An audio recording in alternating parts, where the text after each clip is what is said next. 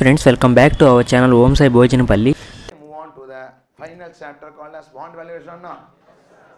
Yeah, you know, so I am not asking you permission. I am only making you ready. Can I proceed? Now, see, you should understand that you should be paying me fees, not only for final, for CPT, for IP, because now I thought you what? Time will have to some extent or not. You do a portfolio, I'll teach you correlation, regression, then calculate standard deviation, everything, all are in CPT or not? No.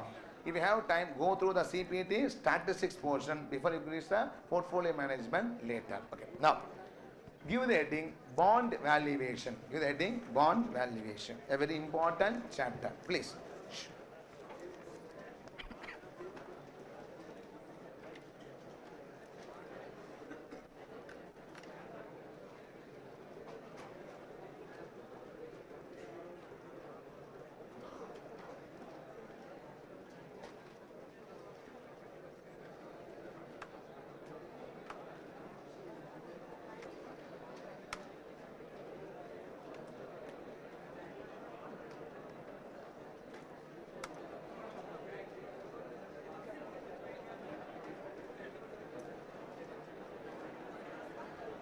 Stop talking, please.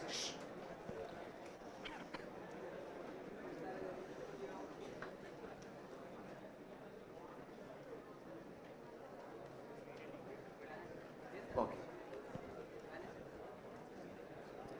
Let us understand at a macro level how the business transaction flows. Can I start up? Please settle down. How a business transaction flows at the macro level. Okay. See, company requires assets to do their business, right or not? For investing in that asset, it requires money to invest, right or not? So first, there is something called as financing. There is something called as what? Financing that happen. This financing can come from mainly two sources. That is financing by owners and also financing by outsiders. We call it as equity and then what? Debt. These are the broad two types of financing. In that so many other instruments may be there, but broadly financing can be classified into equity and then debt. Don't think preference as it is almost an outdated instrument. Can I say it? So the two broad sources of financing, equity and then debt. I raise money from these two fund providers. With their money only, I am going to start my business. I am going to do my business. Yes or no? In that case, from the money obtained from them, I am going to make what? Investment. I invest in what? Assets. I invest this money in what? Assets. Okay. These two funds are invested in assets. Now, when I invest in asset, what I do with that asset? I use the asset. I start using the asset and start generating return. I start generating the return. So the assets is going to give you what? The asset gives you return. This return is a return on investment, right or not? This return is generated due to money given by equity, money given by debt, both. Both has given you a factor of production called as what? Money. With their money only, we are able to buy the asset and generate a return. And this return should be shared by both. Are you following or not? Why we classify as equity and debt? Because of their intention. Because of their what? Intention. The debt says, whatever you earn, I don't worry, but you give me what? A fixed return. Are you following what I am saying? The debt provider says, give me a constant return or a certain cash flow. Whatever may happen to your return, I want to have a fixed return. From this, I give a fixed amount. I give what? A fixed return to the debt provider. Anything balanced will be taken by what? Equity shareholder. So they will be getting what return? A variable return. Everybody is or no? That means in the market, there are two broad types of securities. Securities giving a fixed return and security gives you what? A variable return. Are you following or not? So the securities that gives you a fixed return are called as fixed income securities. Are called as what? Fixed income securities, which is bonds, debentures, etc. Are you following or not? And the securities which gives you what? Variable return are called as equities. Are called as what? Equities. Both are traded in the market. Are you following what I am saying? In the stock exchange, both bonds are traded as well as what? Shares are traded. Everybody following or not? No. I said in final level, we'll be discussing about markets, right or not? I said, what are all the markets? Predominantly we discuss about the currency market. Last class we discussed the foreign exchange, right or not? We discussed about the derivative segment like options, futures, swap, etc. in the later stages. There's another market called as equity market, another market called as bond market. Like that we'll be discussing different types of markets in which from the company security angle there can be two markets. One is what? Equities, another is bonds. This is called as fixed income security and this is called as variable income security. Respond, are you all following or not? Now, we have some chapters in our workbook. Regarding equity, the chapters which is involving equity are dividend policy. We'll be discussing a chapter next. It is dealing with what? Equity. We have a separate chapter called as equity valuation. So that is also going to discuss about the equity. We'll discuss about a chapter called as portfolio management or portfolio theories, a very big and important chapter that also predominantly speaks about what? Equity. We discuss about a chapter called as mergers and acquisition, where also equity shareholders' interests are what? Greatly involved. These chapters like equity valuation, mergers and acquisitions, dividend policy, and also what? Portfolio theories. All these chapters will mainly focusing on what? The equity shareholders angle. Everybody following or not? We have a chapter called as bond devaluation. Chapter called as what? Bond devaluation. We have a chapter called as interest rate swap. We will be having a chapter called as even to some extent currency swaps. We have a chapter called as interest rate risk management. All these chapters will mainly deal with what? Fixed income securities or the debenture holders or bond holders. Everybody following on? So there are some chapters which are tilted towards the share valuation angle and some chapter towards the fixed income securities. In that we are going to start today with a chapter called as what? Bond valuation. We speaks about equity or debt. We speak about the fixed income securities. Are you following or not? Which is traded in the stock market? Equity or bond or both? Both are getting traded in the stock market. So we always only speak about shares. We don't speak more about what? Bonds. But corporate bonds, government bonds, municipal bonds, long-term bond, short-term bond is a separate market in itself where we have a separate, that is what I can say? A separate area in the NSE and BSE that trades in the bond. Above those concepts only we discuss in this area called as bond valuation. Everybody following or not? Now, here in our discussion we don't make any distinction between debentures and bonds. We don't make any distinction between what? Debentures and bond. Financially both are same type of instruments only, nothing great. Only change is a debenture may be protected by a trust deed. Maybe not by what? A trust deed.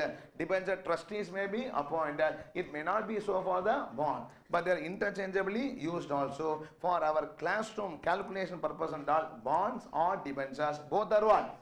Same type of instruments only for the discussion purpose. Everybody following or not? Now, stage 1 introduction is over. Tell me, to do a business, I require first what? Finance. Finance can be obtained from equity and debt. With that I make an investment in assets. Assets generate return. The return is belonging to the fund providers. One person says give me a fixed return, which is called as fixed income securities or bonds. Another person says me what? Give me the variable return, called as what? Variable income securities or shares. So we are going to discuss in the chapters like dividend policy, equity valuation, portfolio, and to some extent mergers and acquisition. All those chapters, our focus will be on a bond holder, shareholder. In the chapters like bond valuation, interest rate risk management or interest rate swaps, currency swap to some extent, we'll be focusing on what? Bond holder and their strategies. So these are the two broad areas in which the syllabus gets divided in most of the chapters. Everybody yes or no? And I said bonds are nothing but what? Debentures for all the practical purpose in our subject. Can I proceed to the next stage or not? Now, see, I will tell you the framework of this chapter. What I want to discuss in this chapter. As usual, I will not put a full stop to this chapter. Once it is getting completed, it will always be what? Comma. Foreign exchange, over. It is only what? Comma only. We are still left with what? Currency options, currency futures, currency swap, etc. Like that. There is always a derivative angle to what? All these issues we will be discussing in the later stages. Pure bond concepts will be discussed here. Those related to derivatives will be discussed in the later stages. Can I proceed or not? Now, let us see what is the structure of this particular chapter which I am going to discuss now.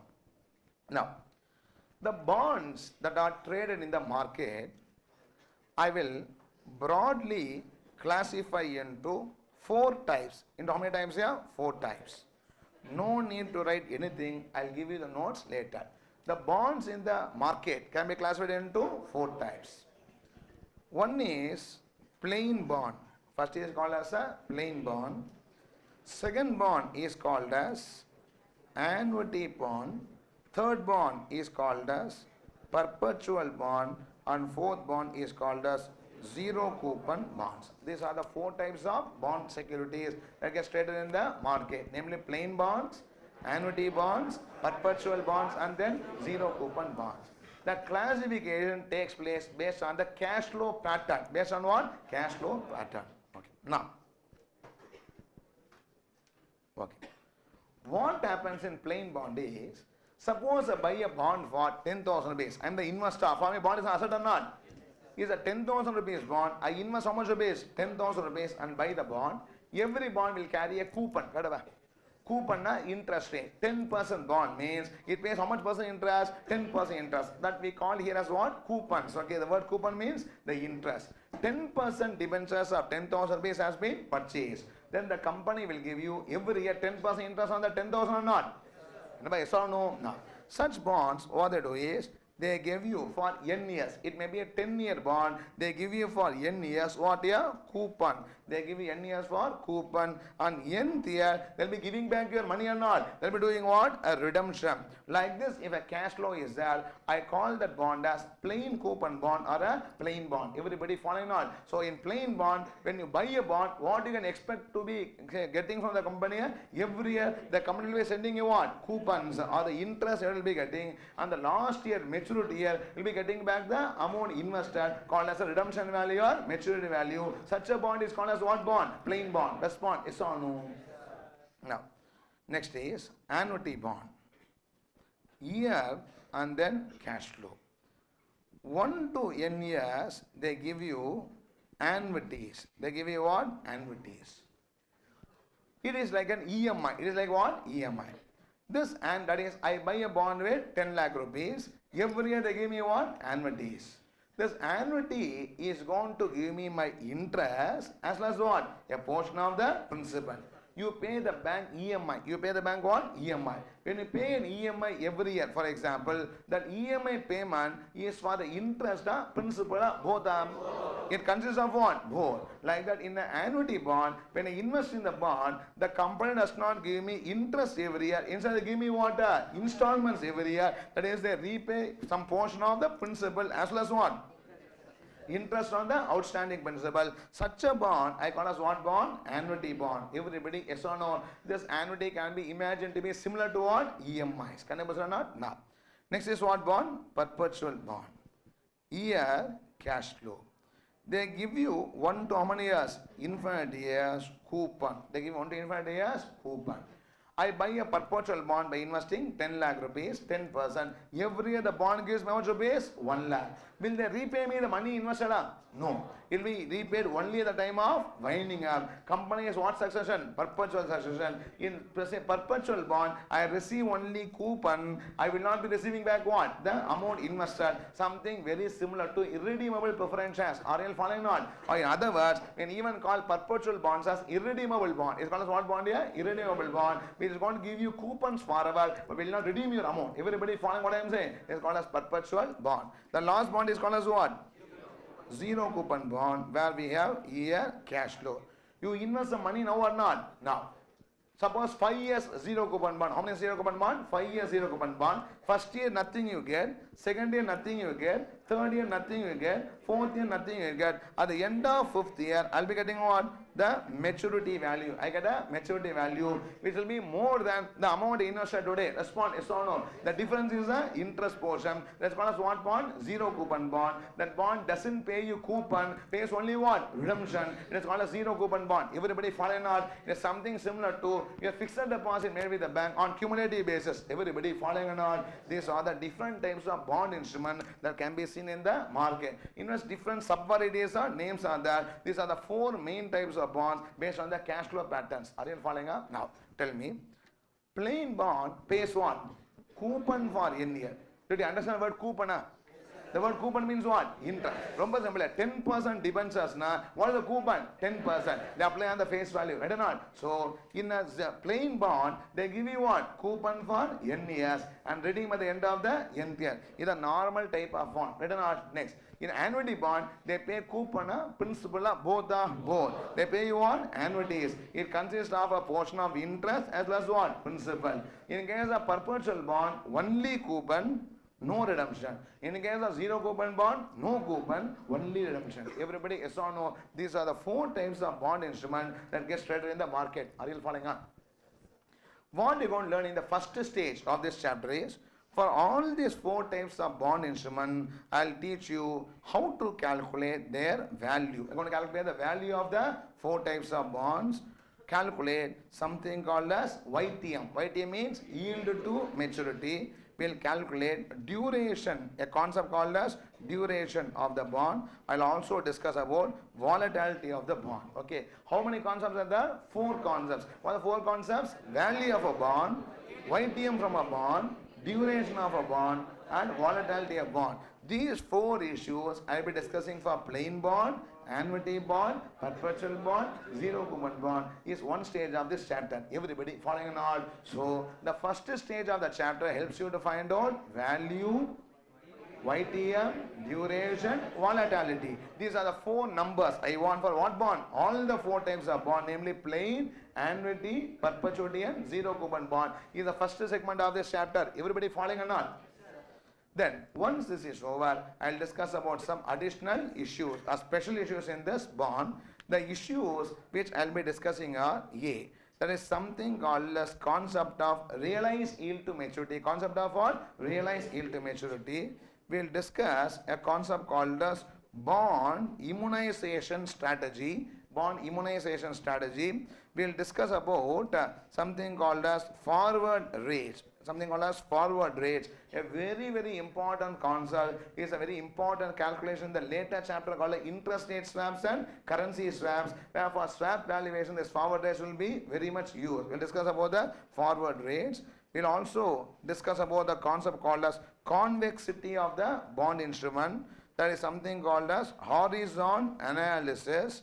We'll discuss about convertible bonds and we discuss about bond refunding decisions. Okay, these are all the other issues we'll be discussing in this bond chapter. Everybody following on? Tell me what are the other issues to be discussed here? Realized yield to maturity, bond immunization strategy, forward rates, convexity of the bond, horizon analysis, convertible bonds. We have a separate discussion regarding convertible bonds, and finally bond refunding decisions.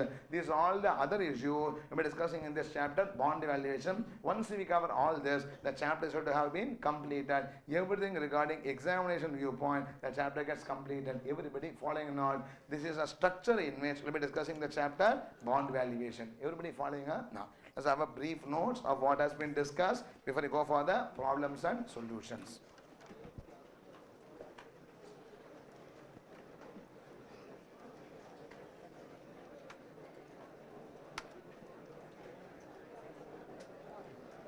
Okay, please write down. Point number 1.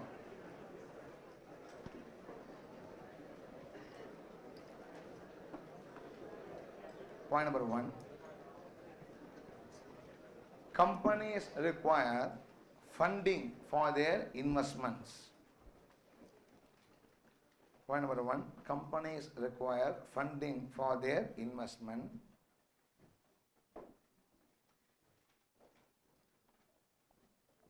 Which can be obtained. Companies require funding for their investments which can be obtained from broadly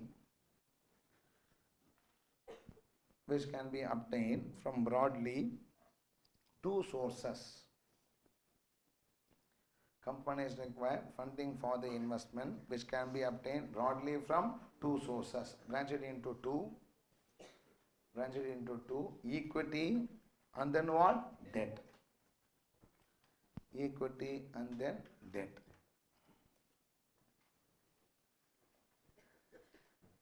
Equity put down here and write. They expect They expect a variable income from the investments made. They expect a variable income from the investments made. They expect a variable income from the investments made.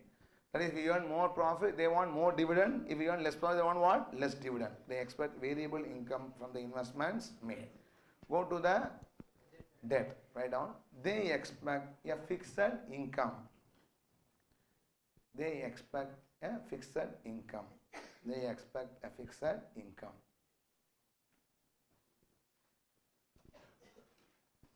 Hence, continue the same branch, right? Hence they are called what? Fixed income securities.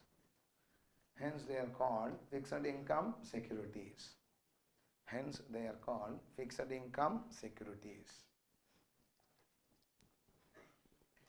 Point number 2 or 3? Point number 2. Point number 2.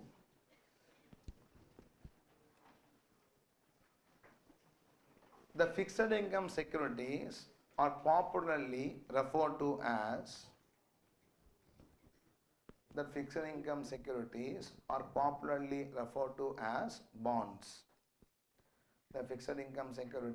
are popularly referred to as bonds.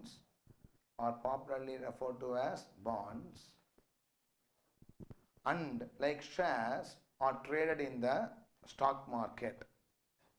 The fixed income securities are popularly called as bonds and like shares are traded in the stock market.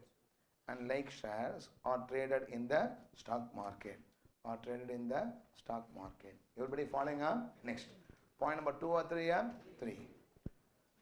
Based on their cash flow patterns. Point number 3. Based on their cash flow patterns, bonds can be classified into, based on their cash flow patterns, bonds can be classified into 4 types. Based on their cash flow patterns, bonds can be classified into 4 types. Branch it into 4. First branch, plain bond. First branch, right? Plain bond. Tell me, second branch is what? Annuity bonds. Second branch is annuity bonds. Third branch is what? Perpetual bonds. Even called as perpetuity bonds or perpetual bonds. Both are same. Perpetual bonds. And fourth bond is zero coupon bond.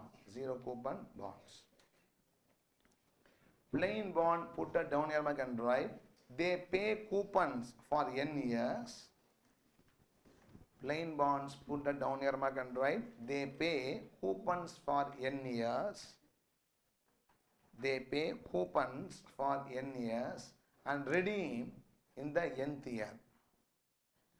They pay coupons for n years and redeem in the nth year. They pay coupon for n years and redeem in the nth year. Everybody following or not? Go to the next point is what? Annuity. They pay annuities for n years. They pay annuities for n years. They pay annuities for n years. Continue the same branch. Annuities are installments. Same branch continue. Annuities are installments. Annuities are installments which compensates. Annuities are installments which compensates principal and outstanding interest. Annuities are installments which compensates principal and outstanding interest. Which compensates principal and outstanding interest. I think you are following not. Third branch. What is that here? Perpetual bond. They pay coupons forever. Perpetual bond is they pay coupons forever, but there is no redemption. They pay coupons forever, but there is no redemption. They pay coupons forever, but there is no redemption. Yes or no? Go to the last branch. What is the last branch here? Zero coupon bond. Does not pay any coupon. Does not pay any coupon, but pays only maturity value. Does not pay any coupon. Does not pay any coupon, but pays only maturity value in the nth year. Does not pay any coupon, but pays only maturity value in the nth year. But pays only maturity value in the nth year. Everybody following or not? Next. Point number 2 or 3 or 4, tell me. Point number 4. Point number 4, please. For all the 4 types, we will learn to calculate. For all the 4 types, we will learn to calculate. For all the 4 types, we will learn to calculate the following. For all the 4 types, we will learn to calculate the following. We will learn to calculate the following. A. Point A. Value of a bond. A. Value of a bond. B. Yield to maturity. Yield to maturity. Bracket YTM. Yield to maturity. In bracket write YTM. C. Duration of a bond. Point C. Duration of a bond. Duration of a bond. And point D. Volatility of a bond. Point D. Volatility of a bond. Volatility of the bond. Can I proceed on? Next. Point 4 or 5 here? Fine. Other issues related to the bonds are. Other issues related to the bonds are. Other issues related to the bonds are A. A. Bond immunization. A. Realize yield to maturity. Point A. Realize YTM. Point A. Realize YTM. B. Bond immunization. B is bond immunization. C. Forward rates. Forward rates. D. Bond convexity. D. Bond convexity. E. Horizon analysis. E. Horizon analysis. Horizon analysis. F. Convertible bonds. F. Convertible bonds. G. Bond refunding decisions. G. Bond refunding decisions. Bond refunding decisions. Okay. These are all the issues we have to cover in this chapter. Bond valuation. Can you start or not? No. First, we'll take the plain bond and discuss value, YTM, duration and volatility.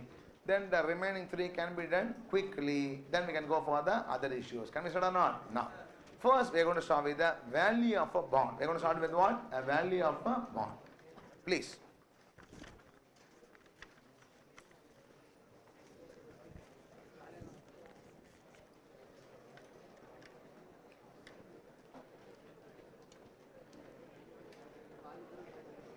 Stop talking. Please. Shh.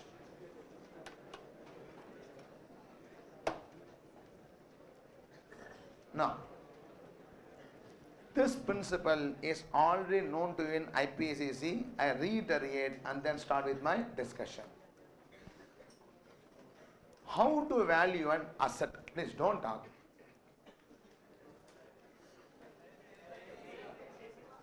You want AC to be switched on or switched off? Yes, sir.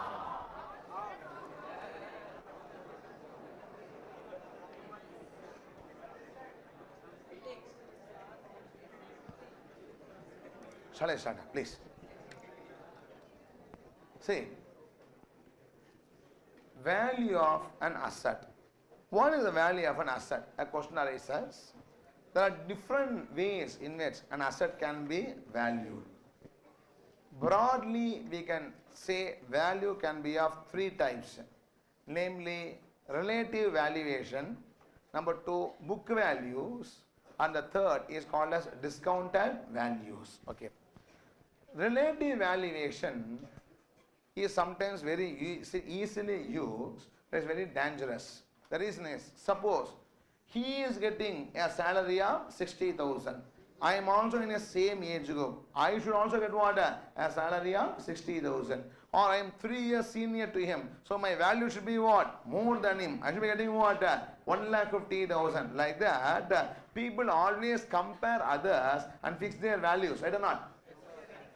That value we call as what valuation? Relative valuation. It is based on comparables. Based on what? Comparables. Such valuation is called as relative valuation. It is very popular in the equity share segment. Very popular in what? Equity share segment. Similar company in IT industry is commanding so much price. For that profit means my company should be commanding what? More price. Or else why not? Most of the IPL itself is going only by what? Relative valuation. Because if this team can have so much value, my team should be having what? Much more higher value. I don't want to name the teams and all. Diverse crowd. So any team which you like should be having what? More value than the other team. Right or not? In that case, such valuation is called as what valuation? Relative valuation. Very popular in equity markets, but not so popular in the bond market. Everybody can I proceed or not? No. Next is book values will be once again mainly for the equity because the asset belongs to the equity shareholders. Right or not? So it is also called as a book valuation. That's a different issue. What is very popularly and very much believed method of valuation is called as discounted cash flow method. What method? Discounted cash flow method of valuation, which is very technical and more logical. Very technical and then what? Logical. Okay. See, what is it? Any asset, what is the value? A question arises now. Value of the asset depends on the benefit you're going to get from that asset. Right? Yes, sir. Correct? Huh? Value of the asset is for the benefit already given, benefit to be given. The value of the asset is influenced by benefit already given or to be given. It is a value of the future benefits, right or not? Now, very simple. Now, I may have more value to you, right or not? Now, after 3.5 months or what? 4 months, will the value increase or reduce? It will be what? Reducing because chapters are getting what? Completed. Yeah. So you don't require my help so much. Are you following? Now, forget about after 4 months. After 30 years, suppose you meet me. After 30 years, what? You meet me. So you place so much value to me. What you say place now or not? Okay. In that case, that is something other than financial. Right or not? Normally, value comes only from what? Benefit. If it is going to give more benefits, I place what? More value. Less benefit, less value. When I say benefit, not for the benefit already given, for the benefit what? To be given. Everybody respond, yes or no? So to put it simply, value of an asset is the value of the benefit from the asset. Are you following? Yes, can I proceed further? Now, look at this. Suppose benefits are obviously to be estimated because all are future now. So when I discuss about future, nothing is happened, everything is expected to happen. Are you following or not? Now let's take one example. Suppose there is a house property. There is a house property here and then cash flow. It is a flat which is expected to have something around 30 years good rental earning capacity. Okay. From that flat, every year, suppose you can earn a rent of 3 lakh rupees. How much rupees here? 3 lakh rupees is an annual rent I expect from the flat for how many years here? 30 years. I also estimate that at the end of the 30th year, the flat can be sold for 50 lakhs. How much rupees here? 50 lakhs. Not now. At the end of what? 30th year, there's peanuts. Are you following not? That is really the flat is not only how much? 30 years, and the 50 lakhs will be only for the UDS, that is for the ground. We can understand that. Everybody following not? Now, this is what is the future benefit that is expected from the flat. Yes or no? The buyer of the flat pays the price for this benefit, and the seller of the flat receives the price for losing this benefit. Are you following? Yes, sir. Always, why you pay a price and receive a price? A payer of the price for the asset is going to enjoy the benefit from that asset, and the person who is going to receive the price is going to sacrifice the benefit. That is why prices are fixed for what? Each and every asset. Yes or no? Now, suppose you are the seller of the flat, I am the buyer of the flat. Or if you want otherwise you keep it, yeah? I am the seller of the flat, you are going to be what? Buyer of the flat. Now, by selling the flat, I lose these benefits or not? This I should get as price. And as a buyer, you will be getting this benefit or not? This you should pay as what? Price. So tell me, 3 lakhs into 30 years gives how much? 90 lakhs plus how much? 50 lakhs. The price of the flat is 1 crore 40 lakhs. True or false? Why? Why false? Because I have ignored the time value of money. I have ignored what? Time value of money. Response yes or no? That means the value of this asset, house property, is not the future cash flow. Is what? The present value of the future cash flows. Are you following what I am saying? Now, I am just developing the discussion. Value of an asset is nothing but what? Present value of the future benefits from that asset. So we have to calculate what? Present value. For calculating present value, I require a discount percentage. Wait or not? I require what? A discount percentage. Now, this discount percentage, it is 8%, 10%, 15, 20. Tell me what should be discount percentage? Discounted at what rate? Question arises no. So this cash flow should be discounted some return or not? Tell me, discounted at what rate? Answer my question. Discounted at what rate? Okay, now listen here. I will define now, listen carefully my wordings. Value of an asset. Listen, value of an asset is the present value of the future benefits from it discounted at required rate of return. That's what I meant. Discounted at what? Required rate of return. Generally leave the definition. I don't specify discounted at treasury bill rate, discounted risk cover rate, nothing I used. Yeah. Value of an asset is what? The present value of the future cash flow discounted at required rate of return. What return you want from that asset, other than you discount. Are you following or not? No. That discount rate itself is a main headache for any valuer, and we are going to discuss about that separately in chapter called as portfolio management later. Everybody following or not? Now, let me further elaborate on the required rate of return. So, I should discount this cash flow at what rate of return? Required rate of return. Sir, how to understand the required rate of return? The discount rate or the required rate of return depends upon the risk of the asset. Depends on what? The risk of the asset which you are valuing. Are you following or not? What is the risk of the asset? It is a certainty of the cash flow the asset promises. Are you following? No. Because these cash flows are already happened, yet to happen. All these are history of forecast. The forecast is always risky. Yes or no? How risky is the forecast? So much will be the discount rate. Are you following what I am saying? Now, suppose this is a Government of India bond. The cash flows are given by what? Government of India bond. Is the cash flows forecast riskier? Not at all riskier. Why it is not all risky? It is a government bond. In that case, the discount will be what? Lesser. The forecasted cash flow or dividend from a share. Or dividend from what? A share. Riskier, more riskier, less riskier, more risky. I discounted what? Higher rate of return. Right or not? No. This is a rental from a house property in a posh area. In what area? Posh area where the rent is absolutely certain. I discount higher rate or lower rate? Lower rate. Like that. The discount rate depends on the certainty of the cash flow. The certainty of the cash flow. Are you following or not? That is why certainty of the cash flow for different assets changes, and the perception also what? Changes. What you feel as certain, I may feel as uncertain. Right or not?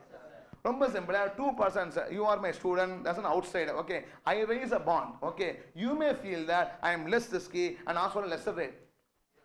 Yes, at the example, yes or no. But a third party may not know about me. He may be saying what? He is an individual investment. It can be what? More risky. I may discount at what? Higher rate. Everybody following not. So the risk depends on person to person, instrument to instrument, country to country, and so on. In that case, that is I said discount at what rate? Required rate of return of the value. At what rate you want to discount? You discount it. Is the value of an asset. Are you following or not? Now tell me, what is the value of an asset? present value of the future benefits from the asset discounted at required rate of return of the valuer. Are you all following or not? Now, in that case, if you see carefully the definition, the value is dependent on two factors. Dependent on what? Two factors. Is a function of two factors. One is the cash flow, another is the discount rate percentage. One is what? Cash flow, another is what? Discount rate percentage. The cash flow represents the benefit from the asset. Represents what? The benefit from the asset. But this benefit may be certain or uncertain. The certainty or uncertainty of the benefit is reflected through what? Discount rate. The discount rate represents what? Risk of the asset. Benefit also can be called as return. So the cash flow represents return from the asset and the discount represents what? Risk of the asset. Risk and return determines what? The wealth or value of an asset. Everybody following on. So the asset value depends on the risk as well as what? Return. Return is measured through the cash flow, which can be called as benefit, and the risk is measured through the discount rate. Everybody, are you following or not? Enappa clarity irukka? Now, tell me one by one. An asset benefit forecasted is very high. I have what? A very high forecast of benefit. More the return from an asset, the value is what? More. If the expected return from asset is what? Less, the value is what? Less. That is, more the benefit, more the value, less the projected benefit, less the value. This is the return value relationship. Are you following or not? Yes, come to the next step. More the risk, that is more the uncertainty. More the risk, the discount will be what? More. More the risk, I require more return. Then the value will become what? Less. Less the risk, I require what? Less return. I'll be willing to pay what? More price. So this is a risk value relationship. This is what is the value of any asset. Are you following or not? No. Assets can be of so many types here. It can be a house property. It can be what? A brand. It can be a equity share, like that. Bond also is an asset for you or not? Bond also is what? Asset for you. Tell me, what is the value of a bond? Simple. What is the value of bond? Value of a bond is the present value of the future cash flows from the bond discounted at your required rate of return. Yes or no? Now, the future cash flows from the bond can be coupons for n year, redemption at the end of nth year. Yes or no? Or can be annuities for what? N year. Can be a perpetual coupon. Can be what? A maturity value. But there are future cash flows what or not discounted at what rate? Your required rate of return will be getting the value of a bond. Are you following or not? Two companies' bonds should enjoy same value or different value, because every company bonds get different credit rating. Are you following what I am saying? Now, Rajagopal Limited issues a bond, Reliance Limited issues another bond. Both of us same value, different value. Which will be having more value? Reliance Limited will be having what? More value. I myself will be paying what? More price for that, because the risk is what? Less, and my corporate bond may be having more risk and so on. So this is what we call as a valuation of a bond. Point number one. Are you following? More we can learn by actually doing the problems in this regard. The concept of valuation is now discussed. It is a basic concept called as discounted cash flow valuation. Tell me, value of a bond. Now tell me the answer. Value of the bond is what?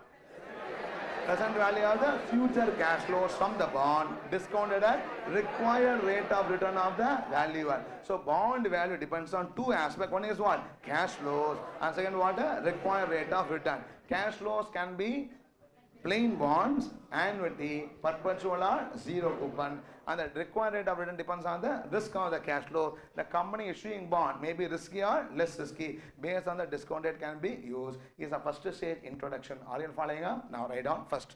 Value of a bond. Yeah, can I switch on the AC? Yeah? Horrible, yeah, okay. AC.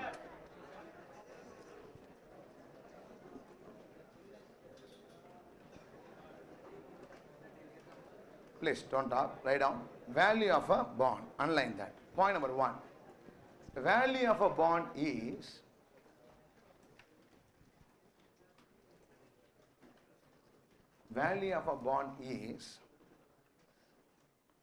the present value of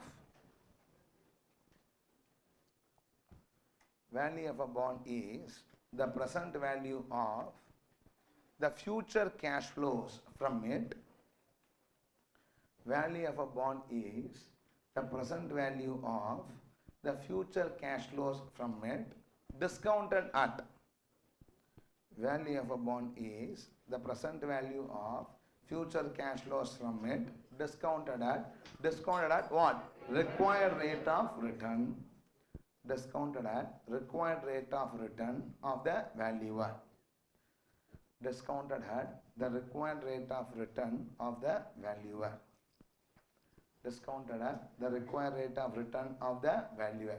I dictated this for bond here. The same definition is for any other asset. Discounted required rate of return of the valuer.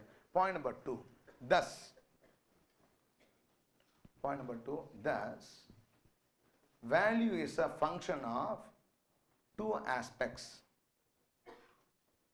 Thus, value is a function of two factors. Thus, value is a function of two factors. Thus, value is a function of two factors. Branch it into two. First branch is cash flow. Second branch is required rate of return. First branch is cash flow. Second branch is required rate of return. Bracket like discount rate. Cash flow, required rate of return. In bracket write discount rate. Cash flow, put the down here and write represents. Okay, cash flow, put it down and write represents expected benefits or return. Represents expected benefits or return from the asset. Cash flow represents expected benefit or return from the asset. Expected benefit or return from the asset. Go to the next branch. Required rate of return, put the domain and write represents risk. Represents risk. That is the certainty of the above benefits. Represents risk. That is certainty of the above benefits. Because the benefits are estimated, it is represented by the risk, which is certainty of the above benefits. Represents risk, which is the certainty of the above benefits. Can I proceed or not? Next. Point number 2 or 3? Point number 3. Return value relationship. Point number 3. Return value relationship. Point number 3. Return value relationship. Okay. Have the following columns. Cash flow, return, value. Cash flow, return, and then value. See, an asset gives high cash flows. An asset gives what? High cash flows. Tell me, return is higher, lower, high. The return is also high. The return is high. Then the value also is what? High. More benefit an asset is going to give, the value is obviously going to be high. The cash flow from asset is low. The cash flow from asset is low. What is the return from asset you said? Asset is giving you a low return. You said it is a low return generating asset. Return is low. The value is low or high? The value is low. The value is low. Next. Risk value relationship. Next point. Point 3 or 4? Point number 4. Risk value relationship. Risk value relationship. Risk value relationship. Have the following 3 column. First column risk. First column risk. Second column is discount rate. We can even call as required rate. Discount rate or required rate. And third column is value. Risk, required rate, and then value. Risk is high. Tell me the risk is high. You require from that asset less return or more return? You require what? More return. The required rate of return is more. It may give more or less. That depends on the first part. But I require what? More return. Risk is high. I require more return. Hence I am willing to pay what? Less value for it. I pay a less value for it. Risk is less. Risk is less. I require more or less return. Less return. I require less return. Hence I am willing to pay more price. The expected price to be paid is more. I am willing to pay more price. Up to this, everybody following or not? No. This is regarding the value introduction or definition. Can I proceed to next stage or not? No. The question may arise, sir, why should I value any asset? Why the asset should be valued, or particularly here the bond should be valued? Throughout the subject, we do valuation to identify underpricing or overpricing and devise our strategy. Are you following up? Now, any asset is trading at a value in the market, right or not? Yeah, correct, huh? Today an Axis Bank share may be trading at 1,500 rupees plus in the market, right or not? Or I may be having a MTH share trading at 9,500 rupees in the market, right or not? In that case, there's a market price of the asset that is trading in the market, right or not? Now tell me, will I buy that asset or will not buy the asset? It all depends on how much value I place. Are you following or not? Now, the pattern is like this. I value the asset on my own. I value the asset on my own. And compare my value with what value? Market value. And then identify whether market is overpricing or underpricing. If the market is underpricing, it is available cheap, I'll be going to what? Buy that asset. If the market is overpricing, it is what? More than what is trading in market. If possible, do what? Selling. In market and all, first is selling, then buying also is possible. We'll discuss it later in the share valuation. Are you all following or not? So from this, we should know that every person will do a valuation on his own, is it not? And then compare with what? The value quoted by the market, and see whether the market value is overpriced or underpriced. Based on this, make a strategy. Are you all following up? ரொம்ப simple. We do this even in day-to-day life. Okay, suppose you want to get into an auto. You want to go from one place to another. Now meter is there, not an issue. But before the meter system came into force in Chennai, what happens? Suppose a person wants to go from Nungambakam to, say, my place in Adayar. Okay, I fix that. For this distance travel, I am willing to pay 140 rupees. How many rupees? 140 rupees. My value, right or not? I asked the auto wala, how much is the rate? He said, give me 200 rupees. Then what I will do? I will not get into the auto. Okay, now. I will not get into the auto because he is overpricing it. Yes or no? What he quotes is market value. What I have is what? My value. Suppose he says 120, what I will do? I will not speak at all. I just want to sit in and not go because this is what underprice. Are you following? Now, in that case, everywhere from a small vegetable buying till what a property purchase, everywhere people have a perception of their value and then see what? Market value and then do the transaction. That is why the final syllabus is more about valuation. Everybody following or not? Now. So now we are going to value the bond, compare with the market price and decide on various issues. Can I start with the problems or not? No. First 4 sums we are going to now complete quickly. All the 4 sums are going to deal with the valuation of a bond. That to a plain bond we are going to discuss. Can we start or not? Now.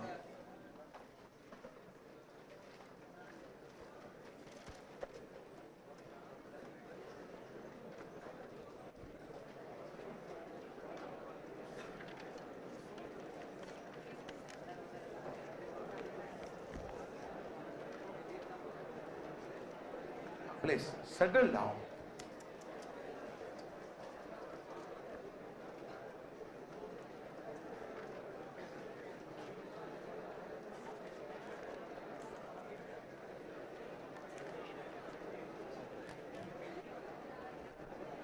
Page number, please, 131. Page number 131. Question number 1. Stop talking, please.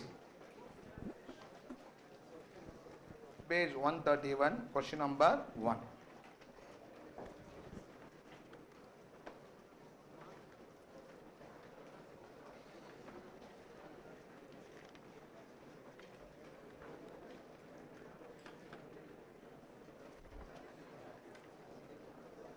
Okay, now. Rupees 100, please. A very small question, simple question, but it will take time to understand the same in different angles. I want the language to be adjusted because every chapter the language spoken will be somewhat different. The sense of the discussion should be adjusted through question number 1. The remaining problems can be very smooth and easy. Okay, we should be in the same wavelength in discussing the chapter. Can I start or not? No. A rupees 100 par value bond bearing a coupon rate of 11% will mature after 5 years. What is the value of the bond if the discount rate is 15%? That's a question. Can you start or not? No.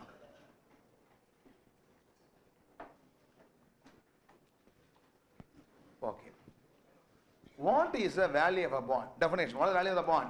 Present value of the future cash flow. The bond gives its bondholder discounted at the required rate of return of the valuer. Innappa, right or not? No. Tell me. My bond holder, that is the investor, is wanting how much return from the bond? How much return from the bond? 15%. He wants to earn a 15% return from that particular bond. Am I right or not? And if he buys this bond, he'll be getting cash flows for how many years? 5 years. He'll be getting cash flow how many years here? 5 years.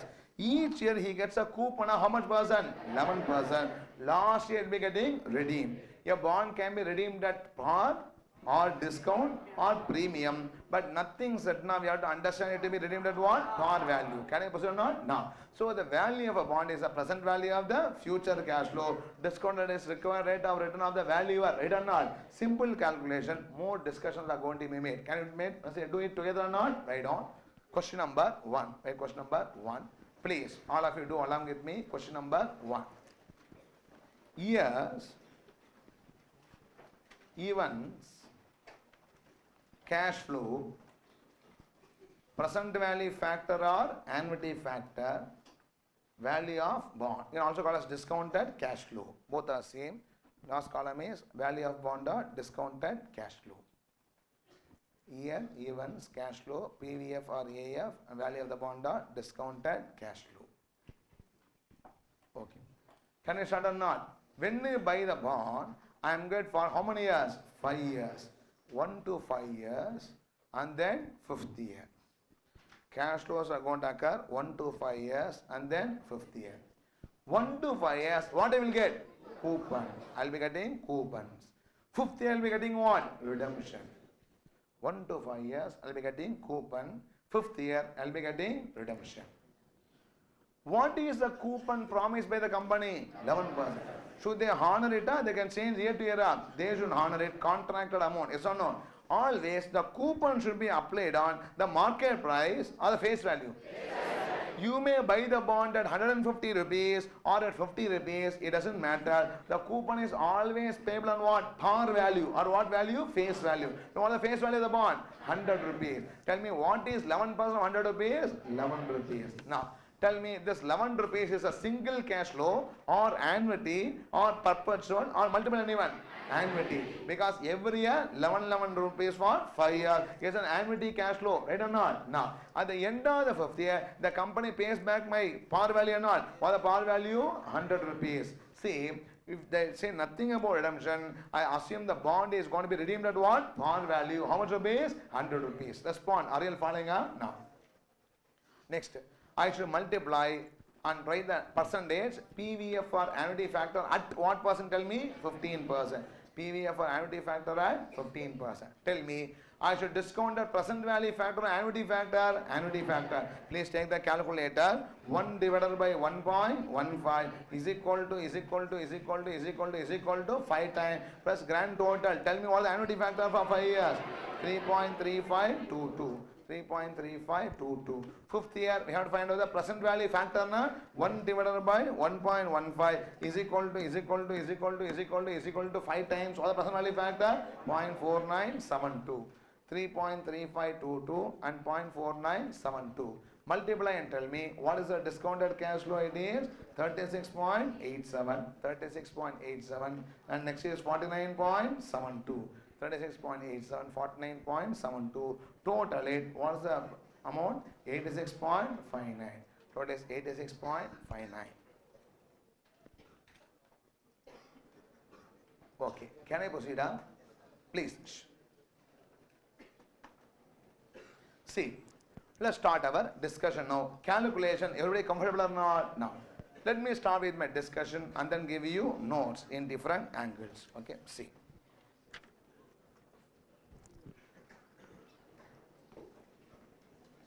Okay.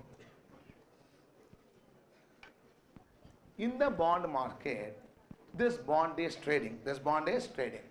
Don't think that the company is issuing the bond. The company might have issued the bond 10 years back. Yes or no? There are always two markets. How many markets here? Two markets. One is primary market, another is what? Secondary market. Please, are you listening? Huh? See, let's take like this situation. The company has issued this bond as a 10-year bond 5 years ago. Right or not? Correct? Huh? No. Today, 5 years have elapsed. How many more years to go? 5 more years. A person buying the bond today with another person. Suppose you are holding that bond, I want to buy that bond. Now when you sell me the bond, you are selling a 10-year bond or 5-year bond. We are in a secondary market where company is not involved. It is between the two parties. Now you are the holder of a bond. I want to buy it. You are holding a 10-year bond. In 5 years have elapsed. Yes or no? Now you are holding how many years bond? 5 years bond. If I buy from you, I will pay the benefit for 10 years or 5 years or 5 years. There is a future benefit I am going to get. Yes or no? Now, what I feel is, to buy your bond, I want a return of 15%. How much percent? 15%. The reason is, I feel for this company's risk, for this one company risk, I want how much percent return? 15%. It is going to be an RBI bond, I may want only just 7% or 8%. For the company risk class, as a purchaser, my perception is that I will pay, I want how much return? How much return? 15% return. Everybody following or not? Now, for that I say that I will pay you only how much rupees for the bond?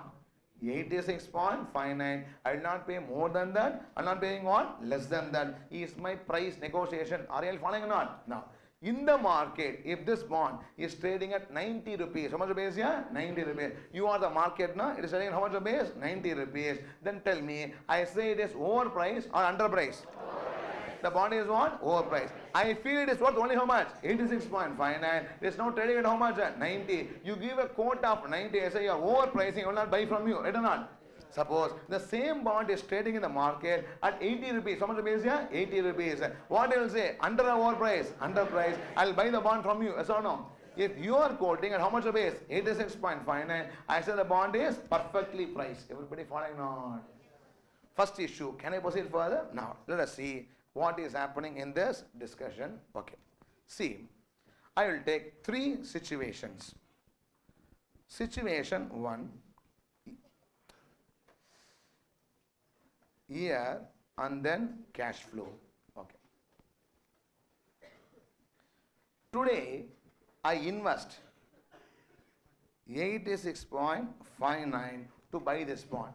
The market is also quoting at how much rupees? 86.59. I am very satisfied that I can buy this bond or not. I invest how much? 86.59 to buy this bond. Yes or no? No. And what the bond will give me? 1 to 5 years. It will give me how much rupees? 11 rupees. And 5th year will give me how much rupees here? 100 rupees. This is what is my investment pattern. Right or not?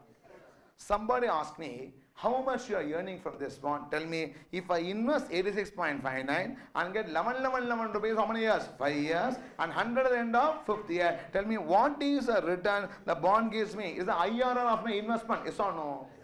What IRR? Yeah?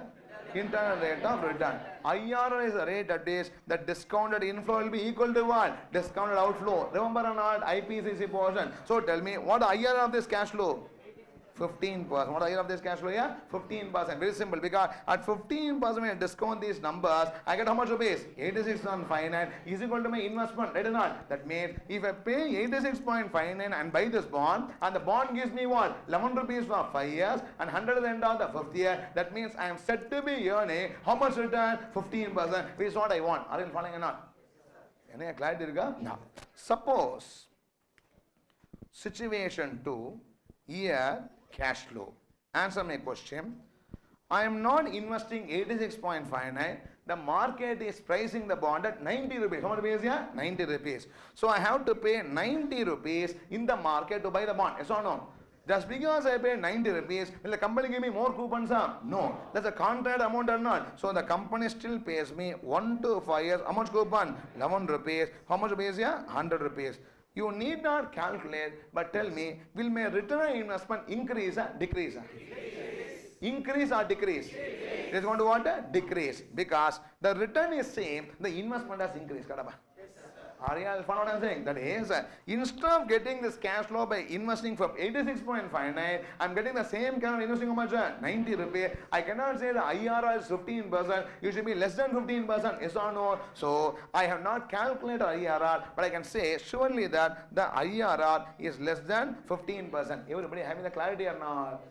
That is why when the market says, please buy the bond at 90, I say I don't want it because my required return is 15%, but if I buy it 90, I'll get only what? Less than 15%. It does not satisfy me. I will not buy it. The bond is what? Overpriced. Everybody, yes or no? Can I say? Now, situation number 3.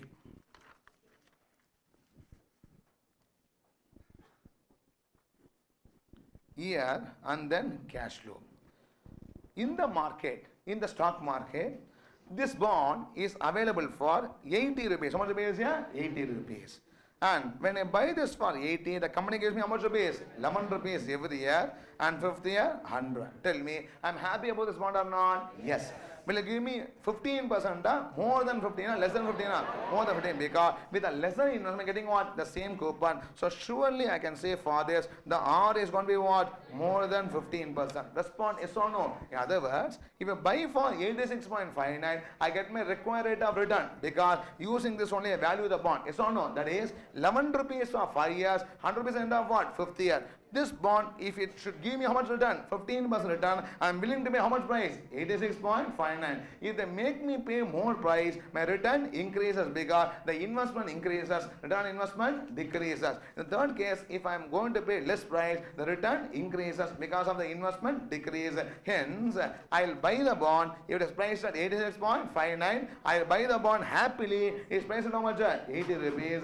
I will not buy it. It is going to be what? More than 86.59. Is one way of understanding overpricing, another pricing. Yes or no? Yes, so what the bond gives, what I want, I compare. The bond gives 15%. I also require what? 15%. I'll buy it. In the second case, at this pricing, the bond gives me less than 15, but I require 15%. I will not buy it. The bond gives me more than 15%, but I require only what? 15%. I'll happily buy the bond. Everybody, are you following or not?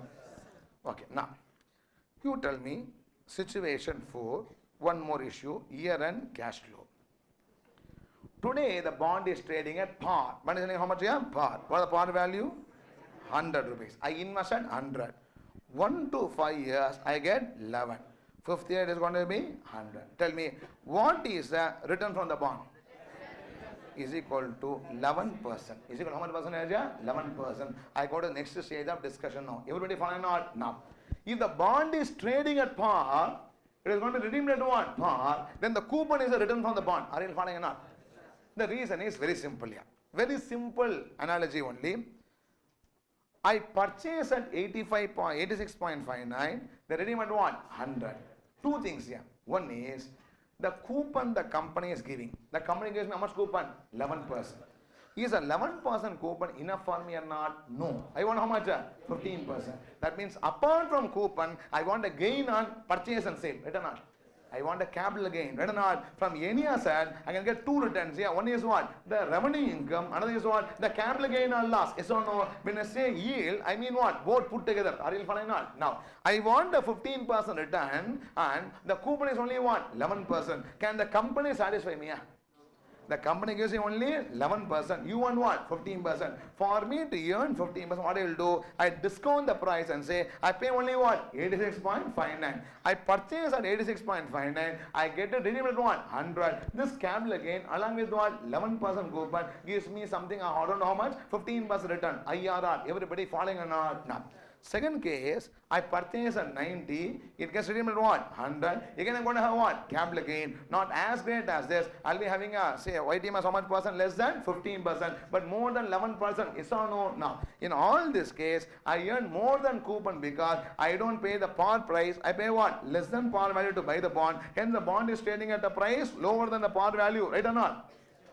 If I buy at 100 and redeem at 100, I earn only one number, called as what? Coupon. The IRR is equal to how much percentage? 11%. The bond is giving me how much return? 11% return. Everybody following or not? Now, suppose I want only 10%. I want only how much return? 10%. I'll pay the bond 100, more than 100, more than 100, because the bond is giving me 11% coupon. I want only how much? 10%. I can earn 11%. I'm willing to even incur what? Some capital loss in purchasing the bond. That is how the bond prices are influenced by the interest rates. Are you following?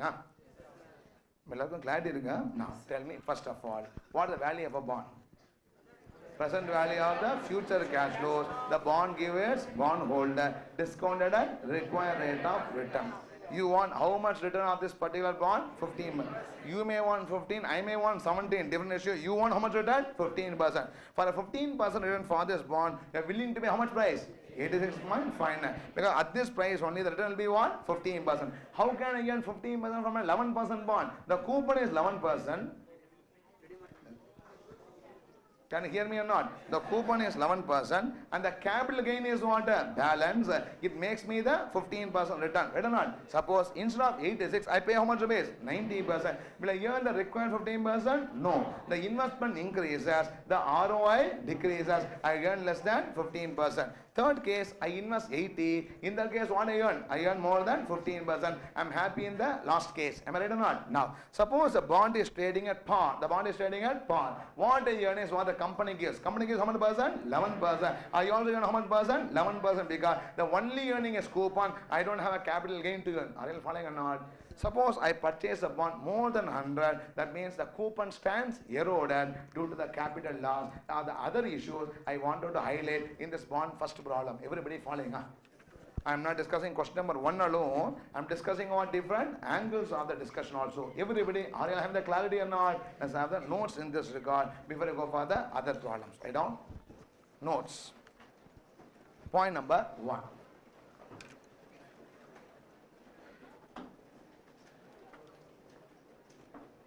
Point number 1. Stop talking, please. For the bond of this risk class,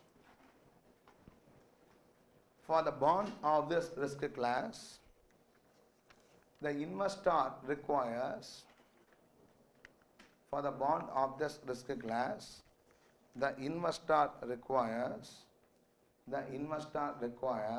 how much percent return? 15% return. The investor requires 15% return, based on which the bond is worth. Based on which the bond is worth. How much? Based on the bond is worth how much? 86.59. Based on which the bond is worth 86.59. The bond is worth 86.59. Can I proceed? Point number 2. If the bond is trading in the market,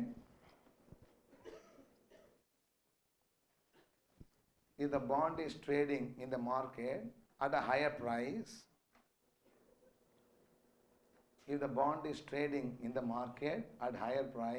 then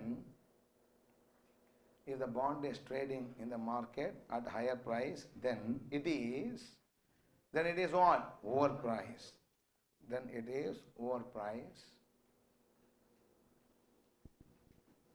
Do not buy it. Then it is overpriced, do not buy it. And if it trades at a lower price,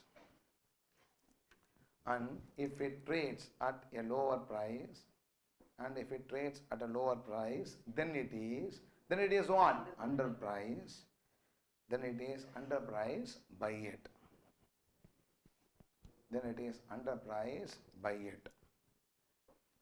Can I proceed up? Next, point number 2. Point number 3.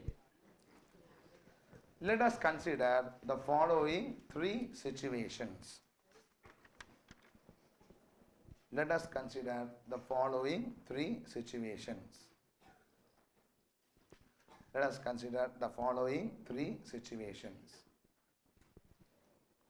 Situation 1.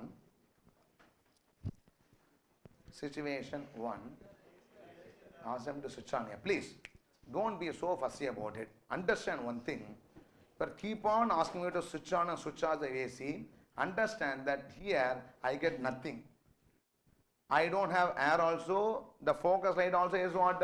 Heat. Yeah. Understand that when I am discussing, I am also having the same suffering, right or not? Every now and then, if you do like this, how can I have the flow in the discussion? Can I proceed? I know when to switch on, when to switch off. Continue, please. Point number, what I said here, situation 1, year cash flow. Situation 1, year cash flow. Year 0. Year 0. Investment 86.59. That is, I buy the bond at how much a base? 86.59. Year 0, 86.59. 1 to 5. What the bond gives me? 11 rupees. Now, irrespective of what price I pay to purchase, I will be getting the agreed coupon. 1 to 5, 11 rupees. Year 5, 100. Year 5, 100. The IRR of the above cash flow, continue, the IRR of the above cash flow will be, the IRR of the above cash flow will be, tell me the IRR will be how much percent? 15%. How you know 15% IRR? At that IRR, discounted inflow will be equal to discounted outflow. The IRR of the above cash flow will be 15%. That is, bond gives 15% return. That is, bond gives 15% return. Bond gives 15% return. Situation 2, year cash flow. Situation 2, year cash flow. Year 0, 90. That is, a bond is trading at how much a base? 90 rupees. Year 0, 90. 1 to 5, 11. Year 5, 100. Year 0, 90. 1 to 5, 11. Year 5, 100. Right down. The cash flows are same. Right? The cash flows are same, but the investment has increased. The cash flows are same, but the investment has increased. Obviously, the bond will give, a return on investment less than, obviously, the bond will give a return on investment less than, an ROI less than how much percent? 15%. Obviously, the bond will give a return on investment less than 15% if it is purchased at rupees 90. Obviously, the bond will give an ROI less than 15% if it is purchased at 90 rupees. If it is purchased at 90 rupees, which is less than our required return. Which is less than our required return. Which is less than our required return. Hence, do not buy it. Which is less than our required return. Hence, do not buy it. Hence, do not buy it. Situation 3. Situation 3. Year cash flow. Situation 3. Year cash flow. Year 0, 80. It is available at market at 80 rupees. Year 0, 80. 1 to 5, 11. Year 0, 80. Year 1 to 5, 11. Year 5, 100. Year 0, 80. 1 to 5, 11. Year 5, 100. Right on. Since investment made is less,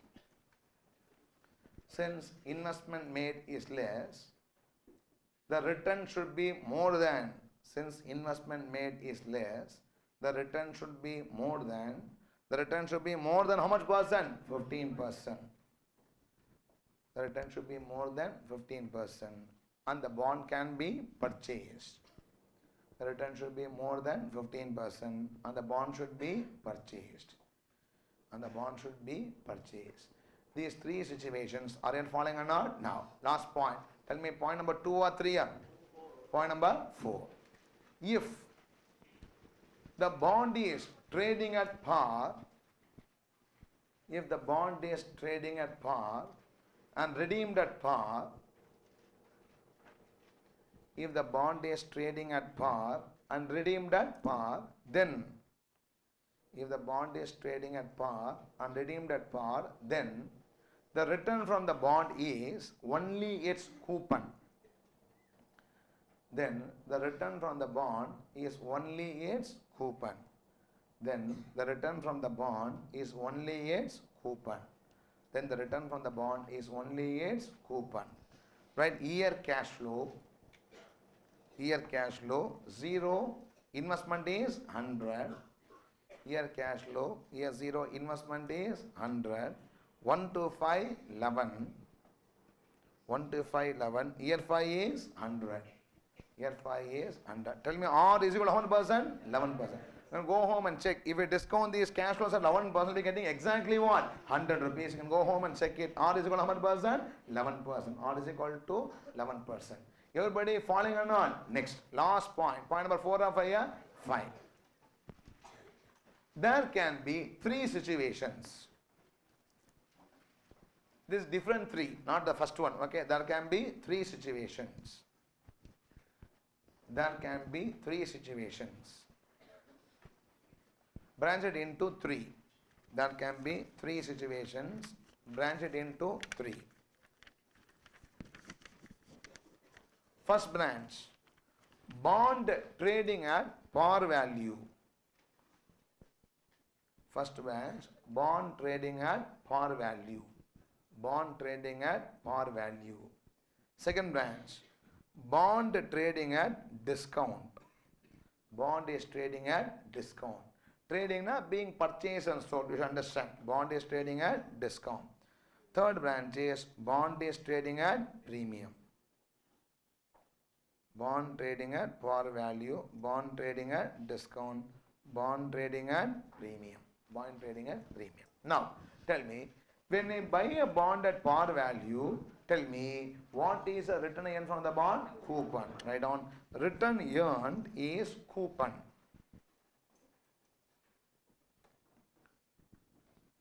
Return earned is coupon.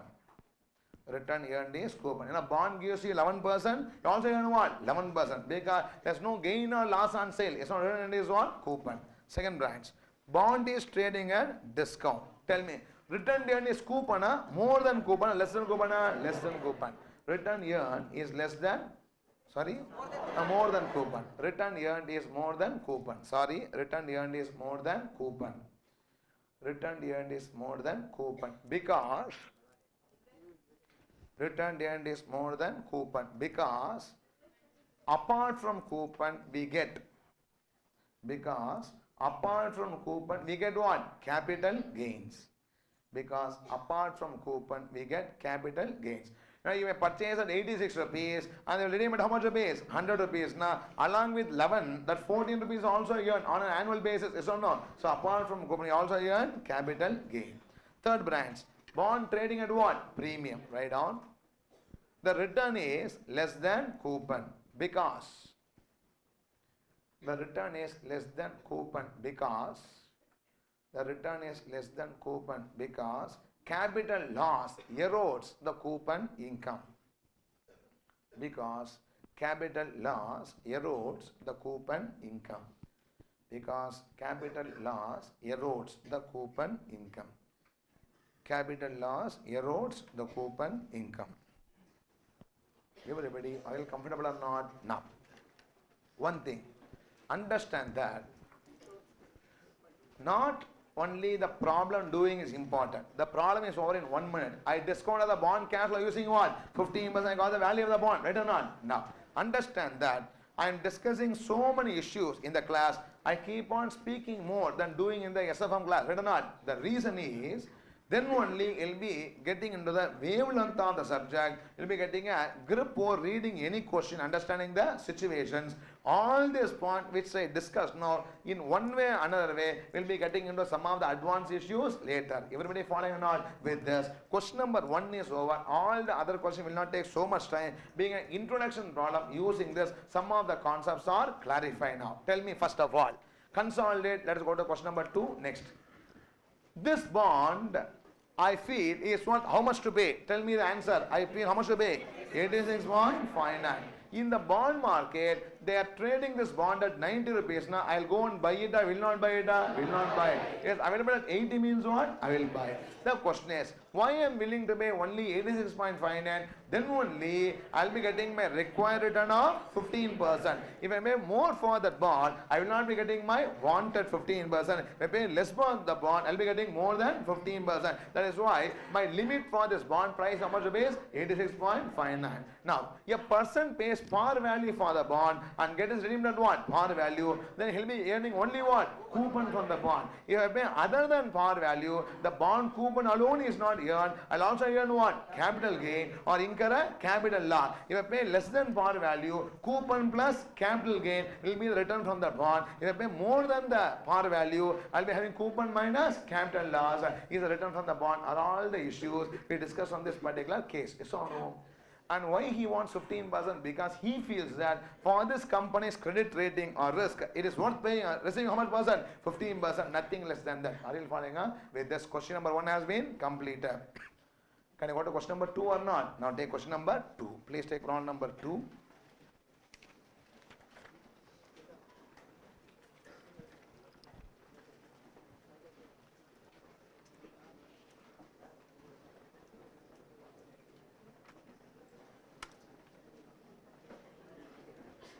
Okay, please.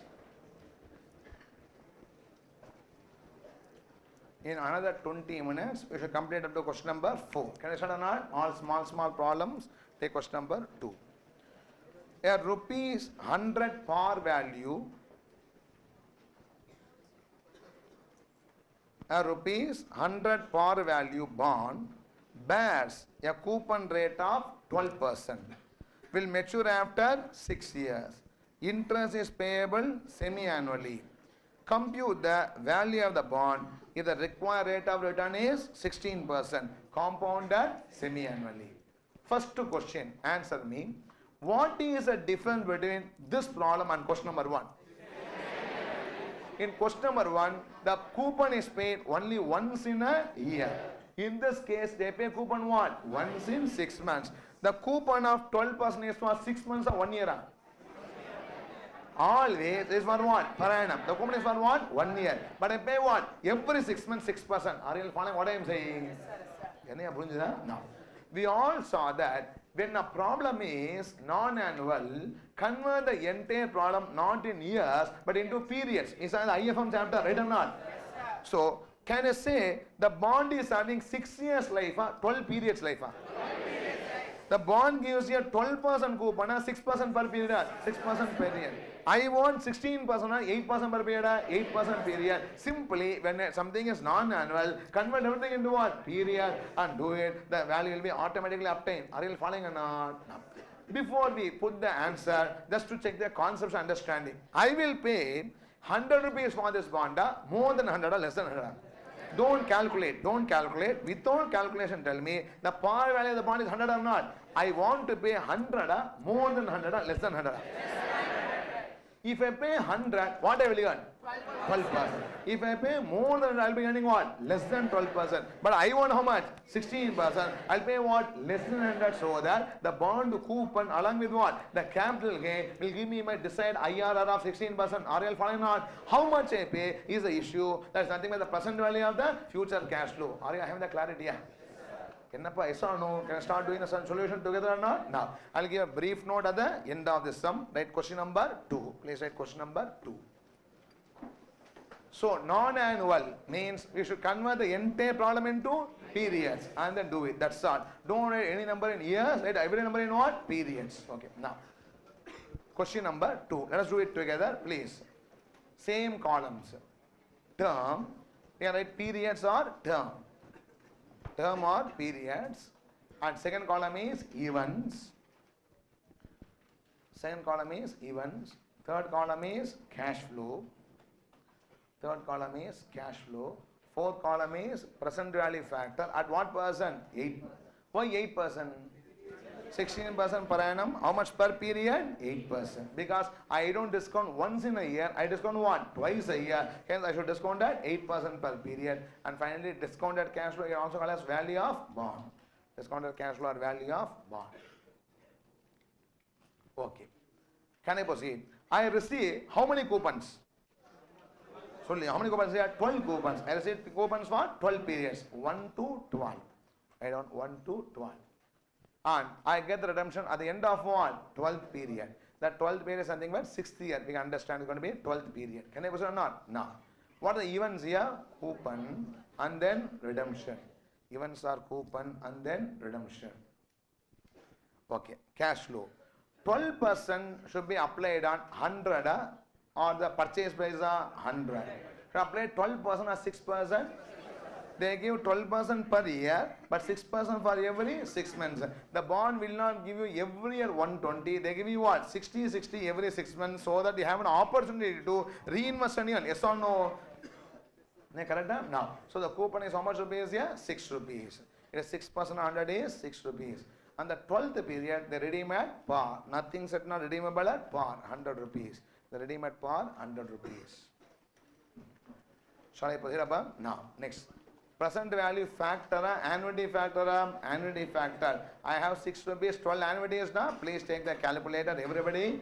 1 divided by 1.08. 8% discount rate now. 1 divided by 1.08 is equal to how many times? 12 times. And press what? Grand total. Tell me what is the annuity factor I'm going to get? 7.5361. 7.5361. And 12th period, 1 divided by 1.08 is equal to how many times? 12 times. What the number? 0.3971. 0.3971. 16 to 7.5361 gives you 45.22. 100 into 0.3971 gives you 39.71. 100 into 0.3971 gives you 39.71. If I total, what is the value? 84.93. That is 84.93. Tell me, I feel this bond is worth how much rupees? Only when I pay 84.93 for this bond, I will be earning how much? 16% required rate of return, compounded semi-annually. Yes or right on? Next. The investor feels that the bond is worth. The investor feels that the bond is worth 84.93. The investor feels that the bond is worth 84.93 for him to earn. How much return? 16% return per annum. For him to earn 16% return per annum, compounded semi-annually. For him to earn 16% return per annum, compounded semi-annually. 16% return per annum, compounded semi-annually. Everybody, are you comfortable or not? No. I don't note. One unique point here, na, right? No. When cash flows are non-annual, when cash flows are non-annual, convert. When cash flows are non-annual, convert the entire problem's data into convert the entire problem's data into what? Periods. Convert the entire problem's data into periods and solve it. Convert the entire problem's data into periods and solve it. That is 12 periods, not 6 years. I call as what? 12 periods, come on. 6% coupon per period, that is 12 periods. 6% coupon per period and 8% discount rate per period. 12 periods, 6% coupon per period and 8% discount rate per period. Everybody, are you comfortable or not? With this, we complete question number 2. Take question number 3.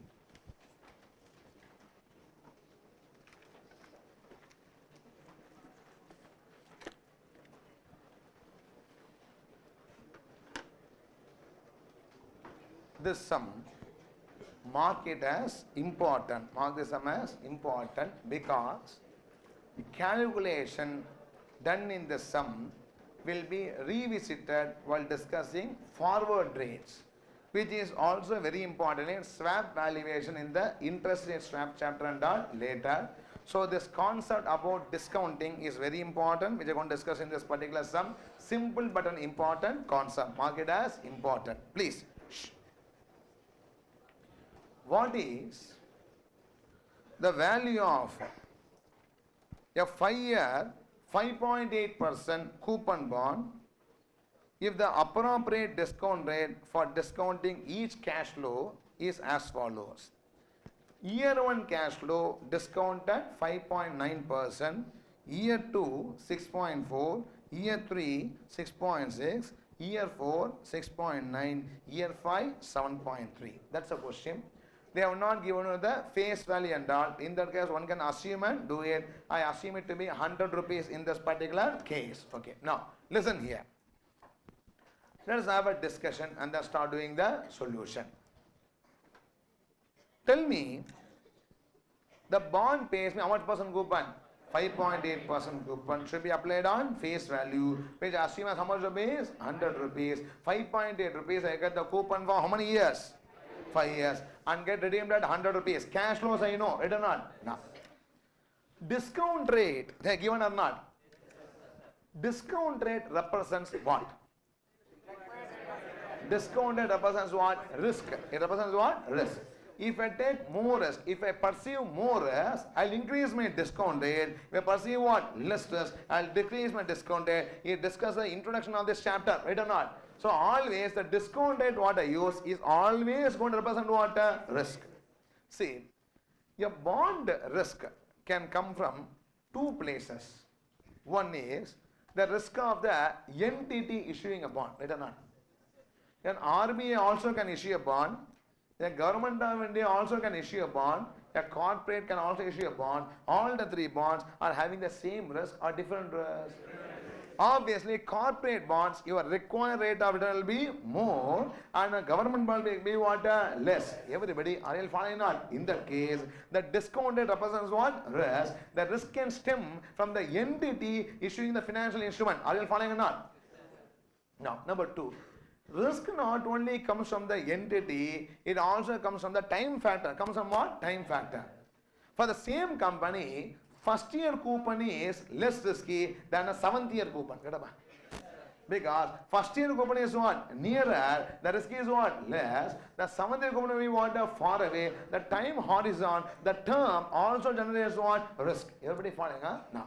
In this problem, they have a multiple discount rate. So what discount rate? Multiple discount rate. They feel that first year money, the risk is how much percent? 5.49%. Second year money, they feel it's going to be what? More risky. They want to give what? Less value for it. They want to discount it what percent? 6.4%. And third year money at 6.6. So the person valuing the bond is not using a common discount rate to value all the year. He uses what? A multiple discount rate for valuing the bond cash flows. Everybody, are you following or not? To understand the logic of the question or not? Now let us see how it should be discounted. Can I proceed up? Now.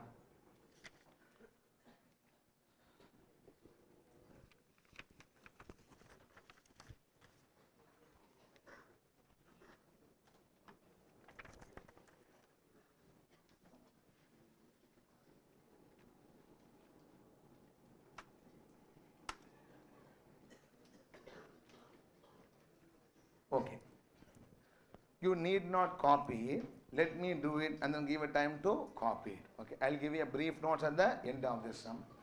What is the value of a bond? Answer. What is the value of the bond?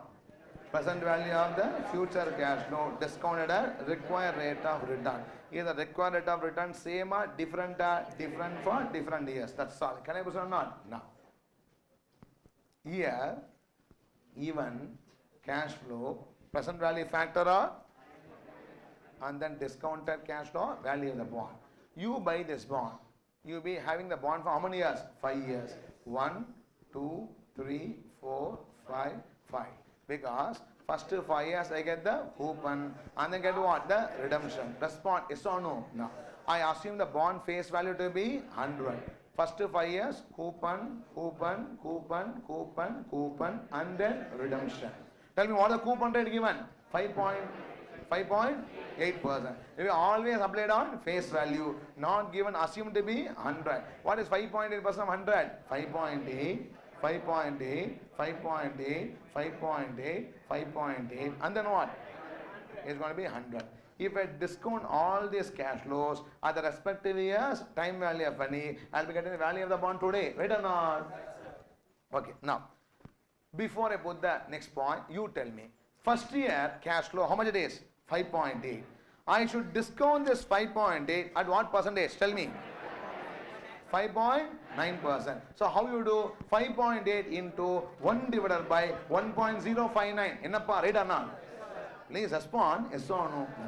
Second year cash flow, how many days? 5.8. That second year 5.8 should be discounted what percent? 6.4%. Tell me what is the percent value factor? 1 divided by 1.064. Power 1 or power 2 or power 2. Are you discount how many years here? 2 years. Everybody, are you following or not? Now, keep in hold this discussion. I'll come back to this now. Answer my question. Present value factor for 2 years 10%. What's that? 2 years 10%. Leave the sum. 2 years 10%. What is the present value factor? 0.8264. That's how I got it. Now, year cash flow. Let us take like this. Leave year 0, year 1, year 2. I get 1 rupee. I get what? 1 rupee. I get 1 rupee at the end of what? Second year. Nothing in first year. Tell me. If I discount by 10%, discount by what percent here? 10%. Means what? 1 by 1.1. I bring the second year cash out to first year. Right or not? Correct, huh? No. So the number becomes what? 0.9091. Becomes 0.9091. Yes or no? No. This if I discount by what? 10% once again, that is 1 by 1.10. So 0.9091 divided by what? 1.10 gives how much here? 0.8264. Respond yes or no. That means the second year cash flow I discount by 1.10 into what? 1.10. When I discount first time, I bring the second year to first year. I discount another time, I bring the first year to what? Year 0. Respond yes or no. That is how I get 1 by 1.10 power 2. 1 by 1 plus r power n. That gives you how much here? 0.8264. Please respond. Are you following my discussion or not? Now tell me. Present value factor for 2 years at 10% is 0.8264. How I got 0.8264? 1 by 1.10 power 2. How I got 1.10 power 2 gives you what? 1 by 1.10 into 1 by 1.10. Up to this clarity. Now, when I discount first time by 10%, I bring the second year cash flow to what? First year. I discount once again by 10%, I bring the first year cash flow to what? Year 0. That means by doing this 1 by 1.10, I am believing that the risk of the first year and second year are same. I discount the second year cash flow also at 10% and first year also at what? 10%. Everybody yes or no? In this case, second year risk is 6.4%. Right or not? Yes, the first year the same 6.4, less than 6.4, less than 6.4. Suppose, as you said, if I discount 1.064, the whole square, the meaning is I am discounting the second year also at 6.4 and first year also at what? 6.4. Whereas first year I should not discount at 6.4, but discount at what? 5.9%. Ennappa, right or not? Please tell me yes or no. Should I repeat? Can I proceed? Those who want to repeat, raise your hand. Okay, I'll repeat once again. See, number 1. 1 by 1 plus r power n present value factor. Right or not? 10% 2 years. How you calculate present value factor? 1 by 1.10 power 2 gives you discounted cash flow for 2 years at 10%. Right or not? Now, what is 1 by 1.10 power 2? 1 by 1.10 into 1 by 1.10. Accepted? The meaning is, when I discount 1 by 1.10, the second year goes to first year. Right or not?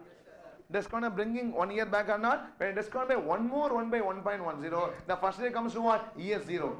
Accepted? By saying that 1 by 1.10 power 2 is a present value factor, I am discounting both the years at 10%. Yes or no? But my problem says that second year is only how much? 6.4%. First year risk is not 6.4, it's only how much percent? 5.9. I have no business to discount at 1 by 1.064 the whole square because 1 by 1.064 is going to bring me the second year to what? First year. To bring the first year to year 0, I should not discount at 6.4, but discount how much percent? 5.9. It will be 1 by 1.059 should be the present value factor. Are you following or not? It's a simple concept. It will get developed in what? An area called as forward rate later. Everybody, are you comfortable? So now tell me, can I discount the second year cash flow at 1 by 1.064? I should not.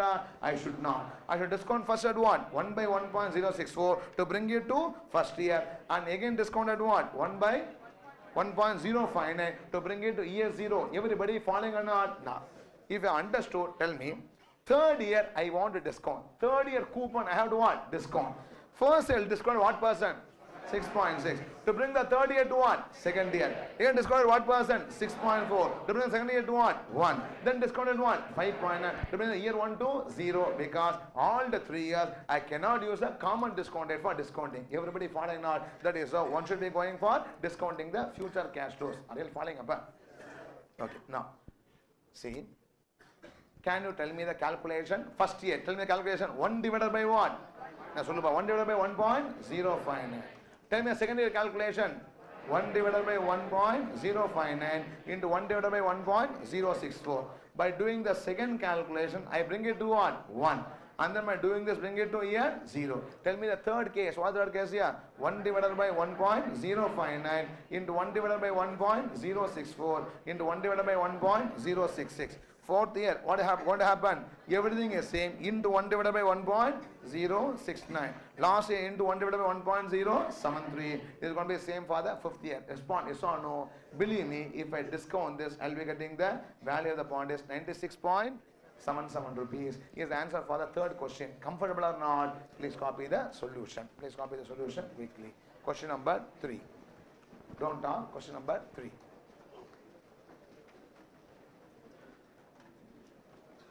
Stop talking, please.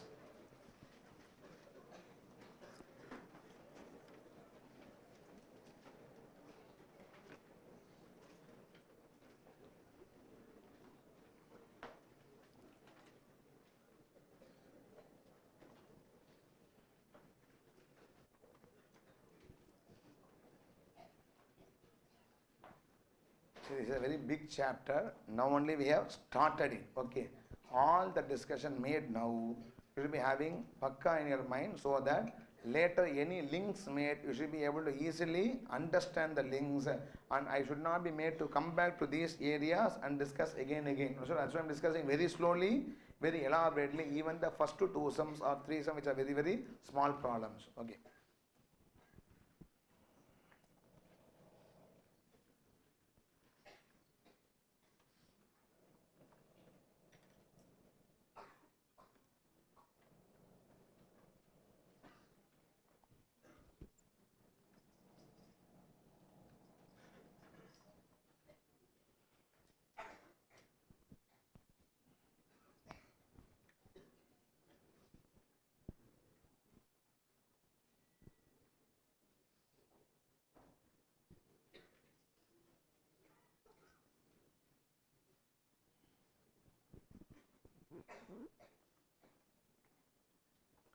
In exam, don't calculate every number again. You have got this number or not? 1 by 1.059. That you divided by what? 1.06 will be getting a factor for the next year. That you divided by what? 1.06 will be getting a factor for the third year and so on. So every time don't start 1 by 1.059 into 1 by 1.064 and so on. Previous factor divided by the one more discount rate gives you the next factor and so on. I am saying for the calculation is.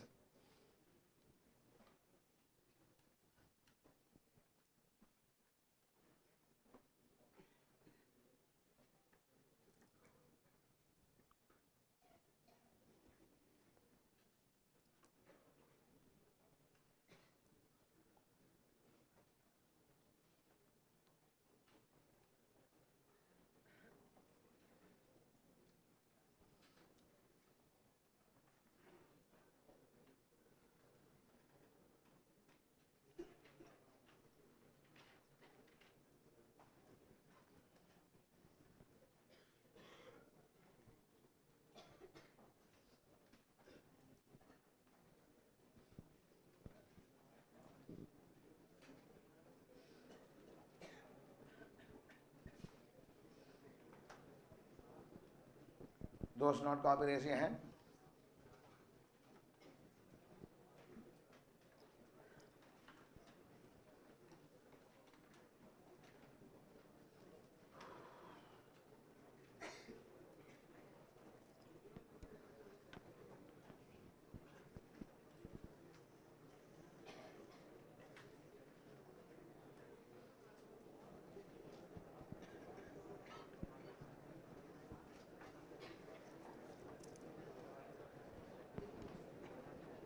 Stop talking, please.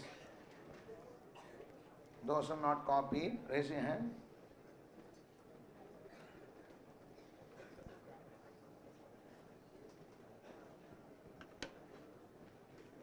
Don't write this once again for redemption, write same and then write the number alone, it is repeated. For me, you can copy and paste, you cannot do the same, so write it same and then write 72.58. Notes. Write down notes. Discount rate represents risk. Notes. Point number 1. Discount rate represents risk. And the risk can arise from, discount rate represents risk, and the risk can arise from two aspects. And the risk can arise from two aspects. Discount rate represents risk and the risk can arise from two aspects. Branch it into two. First branch, entity issuing the bond. First branch, entity issuing the bond. Second branch, the time at which the cash flow is received. First branch, entity receiving the bond. Second branch, the time at which the cash flow is received. The time at which the cash flow is received. Entity receiving the bond, put a down here, I can write.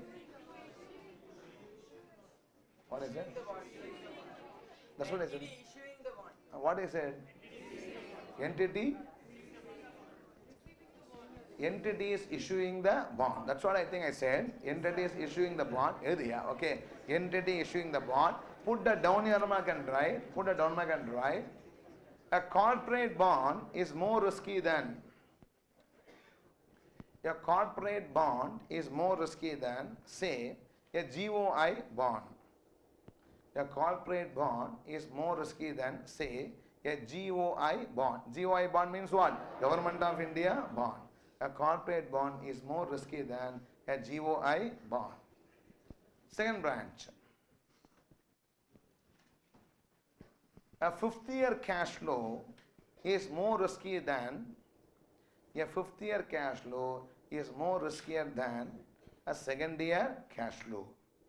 A 5th-year cash flow is more riskier than a 2nd-year cash flow. A 5th-year cash flow is more riskier than a 2nd-year cash flow. I hope you are following up. Next. Point number 2 or 3. Point number 2. Hence, in this problem,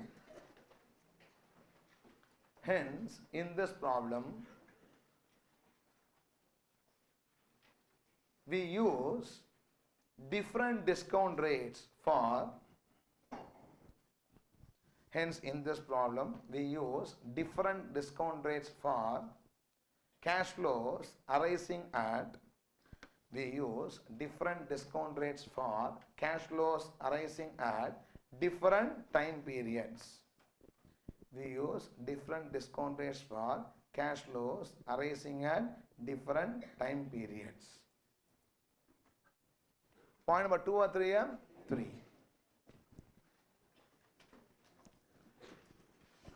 The 2nd-year coupon,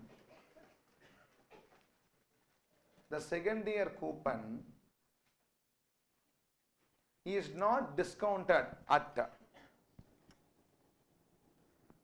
the 2nd-year coupon is not discounted at 1 by 1.064 the whole square. The 2nd-year coupon is not discounted at 1 by 1.064 the whole square. I did not do this. Even though the discount is 6.4, I did not do this now. The second year coupon is not discounted at 1 by 1.064 the whole square. Because if we do that,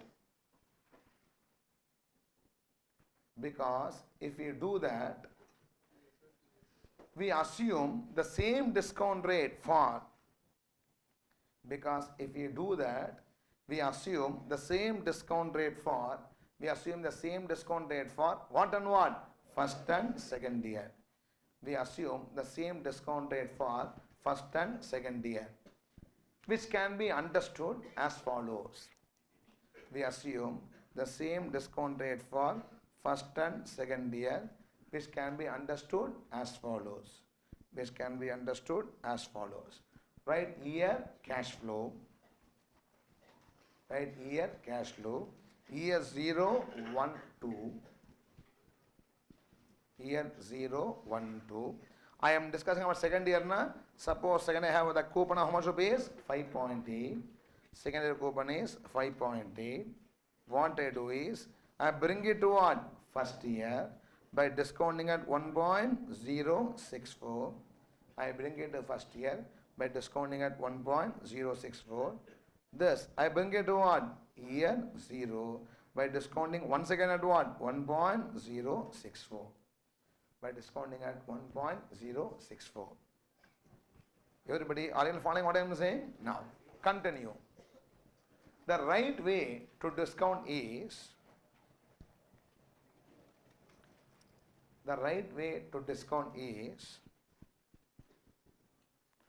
1 by 1.064 into 1 by 1.059. The right way to discount is 1 by 1.064 into 1 by 1.059. Because by discounting at 6.4%,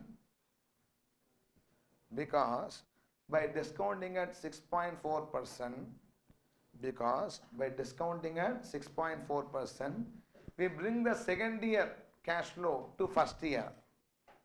By discounting at 6.4%, we bring the second year cash flow to first year.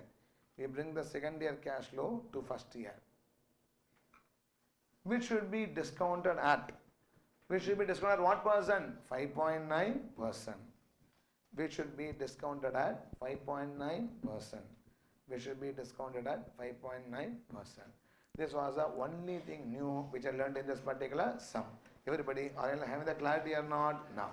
So we can have a break. Now it is exactly 12:45. Please, we have to start by 1:40 because the time left for the second session is only less. I don't want to waste that. Be here by 1:45 sharp. Okay. In the last session, stop talking, please. In the last session, we completed up to question number 3 in the bond valuation, where we are doing the value of a bond calculation.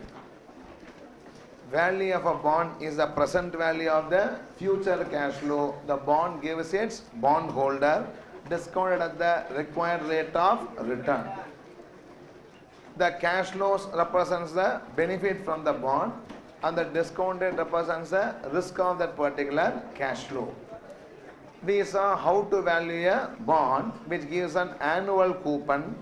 Second sum, we saw how to value the bond that gives you semi-annual coupon, where we converted everything into periods and then did the valuation. Please, stop talking. Third sum, we saw that different years cash flow need not be having the same risk, even though it comes from the same bond instrument. So they applied multiple discount rates for different years. In that case, how to discount has been discussed in question number 3, for which the notes also have been discussed. Question number 4 will discuss multiple coupon rates bond. Then we'll move on to the next concept called as yield to maturity, YTM, where the IRR calculations will be very much involved. We'll try to complete today question number 5, question number 6 and question number 7. If possible, also have the introduction to realized yield to maturity. I had a target up to question number 8 that includes a realized YTM. It is for you to help me in achieve the target. Already you are 5 minutes late. That is why I said I give up to only 1:30 the break. You ask up to 1:45, then extend up to 2 o'clock. Please. Fraud, yeah, section 420. Right now. See. Can I go say? Now. You will feel for all those during the other days classes. Can I go say? Now. Let's come to the question number 4. Messrs. Agfa Industries, stop talking, please. Messrs. Agfa Industries is planning to issue a debenture series on the following terms. Face value 100, term of maturity 10 years. Yearly coupon rates are as follows. First to 4 years, it wants to offer 9%. 5 to 8 years, 10%. 9 to 10 years, 14%. Current market rate on similar debenture is 15% per annum. Company proposes to price the issue in such a manner that it can yield 16% compounded rate of return to the investors. The company also proposes to redeem the debenture at a 5% premium on maturity. Determine the issue price of the debenture. Simple question, but a good question, captures a sense of the market. Okay. Can we start our discussion now? A company wants to issue a bond. A company wants to issue a bond or debenture in the open market. IPO, we call as what? IPOs. In the primary market, the company goes for the public issue. Always, when we go for IPO, whether it is a share or a bond, anything, pricing is very important. We should not price our bond too high, nor we should price our bond too low. Both are having ill effects. Suppose I price a bond too high, that is a public field, this IPO bond is worth only 120 rupees, but I fix a subscription price as 150 rupees. In that case, public feel that this bond is too costly, no need to subscribe, there will be an under-subscription, right or not? In that case, the capital you wanted to raise, it may not be possible to raise that money, and minimum subscription requirements may not be met, the issue can become a failure, right or not? So, I should ensure that I am not going to price any given instrument, whether share or bond, at too high a price, because there is a risk of issue becoming a failure, right or not? I should not play too safe also. A 120 bond, I should not issue at 60 rupees or 70 rupees, because my cost of capital increases, right?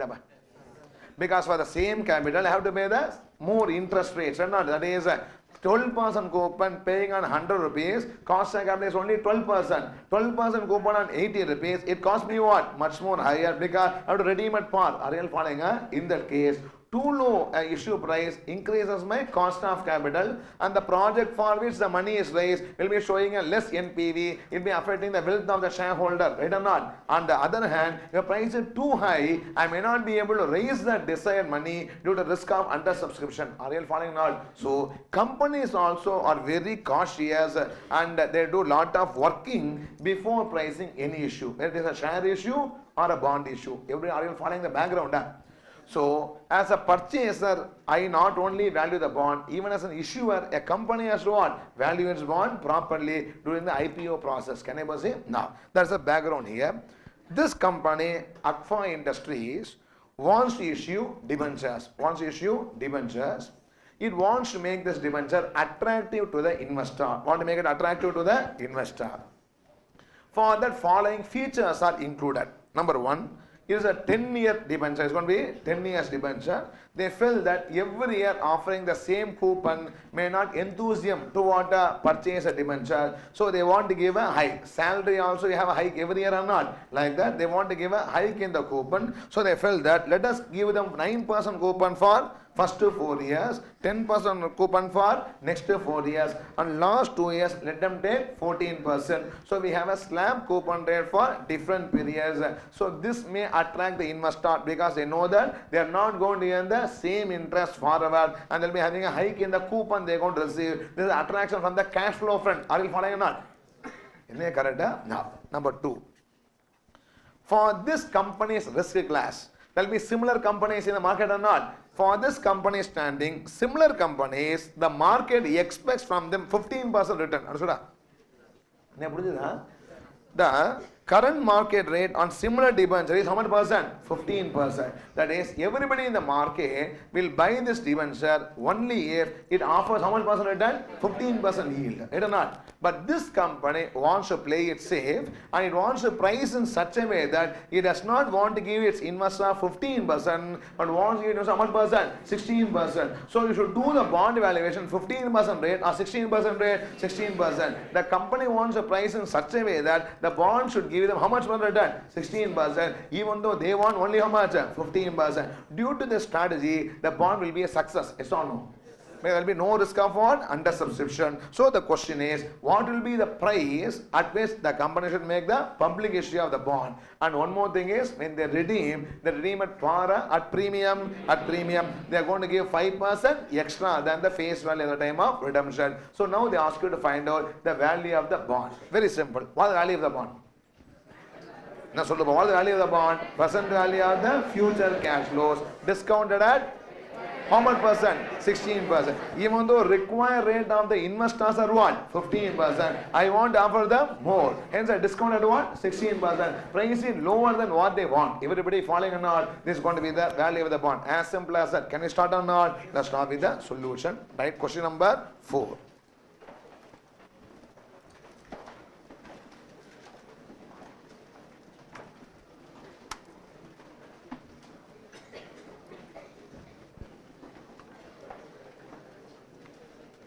Question number 4. Let's do it together. Year, events, cash flow, present value factor or annuity factor at 16%.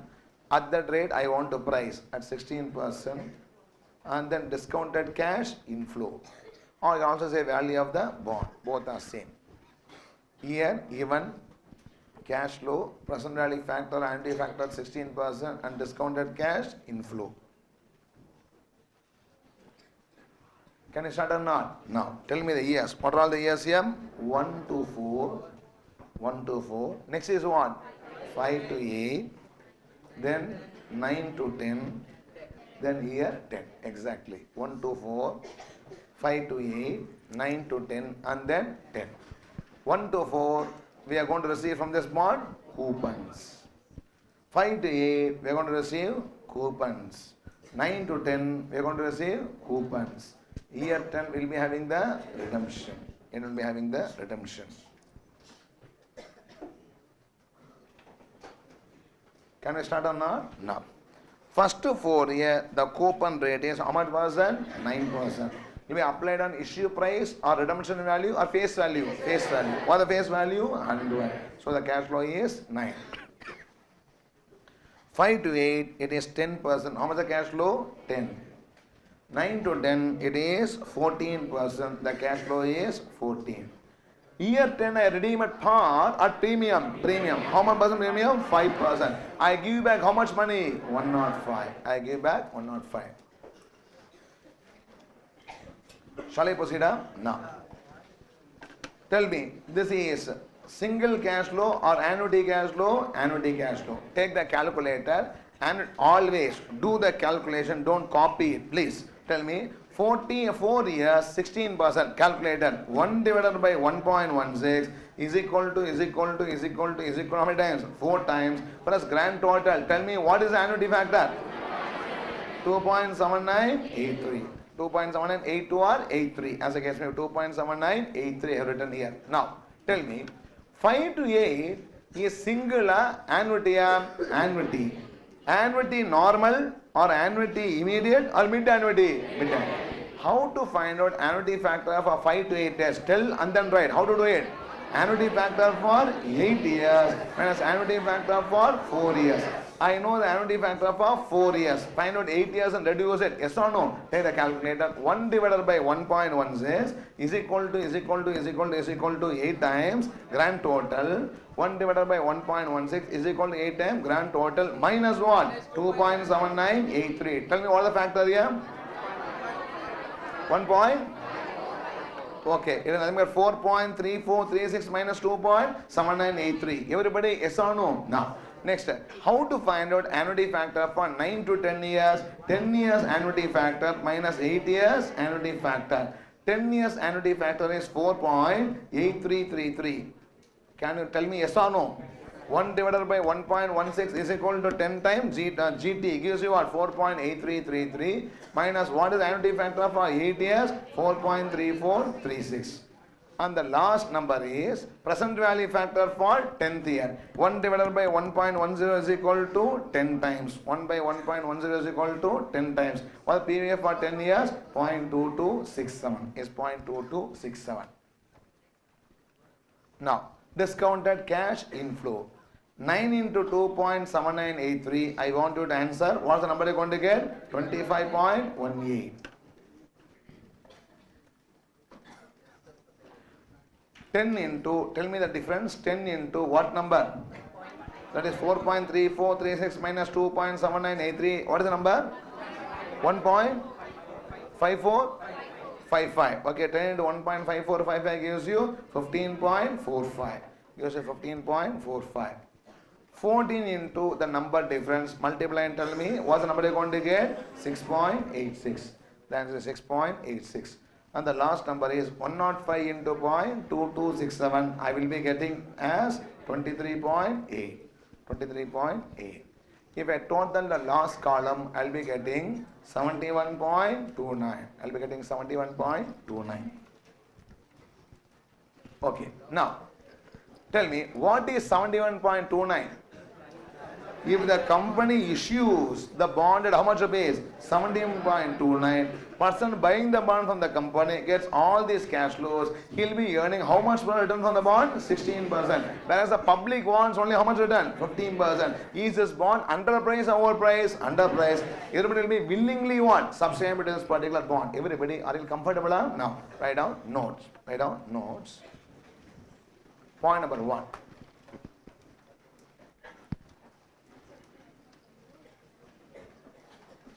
For the bond of this risk class,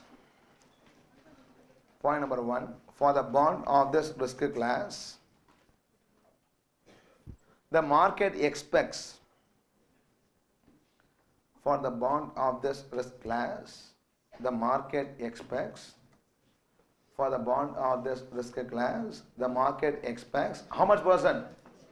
15%.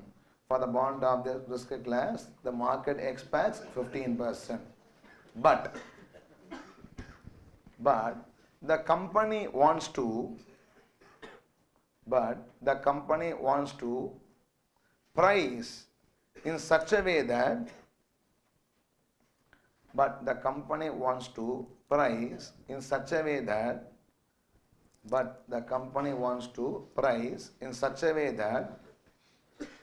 its investor can earn, but the company wants to price in such a way that its investors can earn how much percent? 16%. But the company wants to price in such a way that the investor can earn 16%. So that there will be,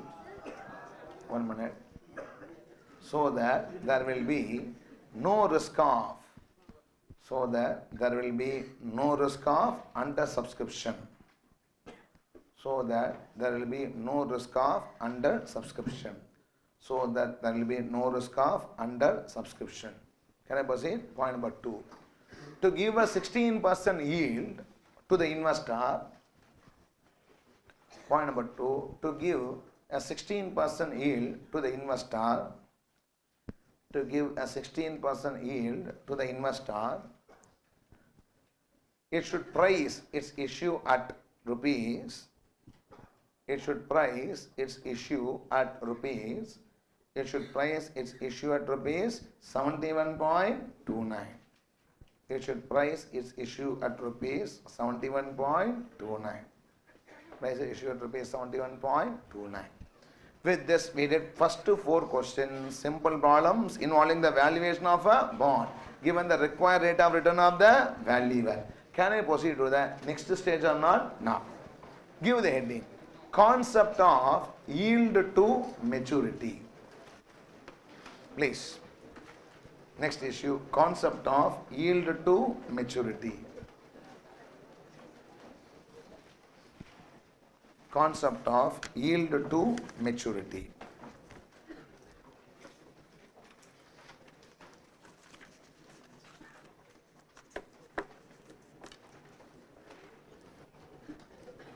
Okay, see.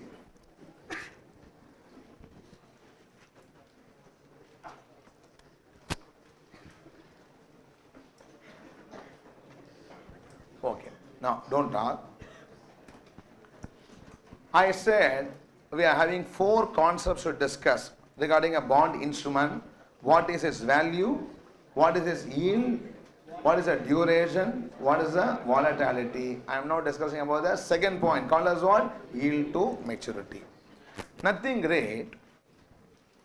Bond triangle, I call it as bond triangle, in which we deal with 3 data. Okay.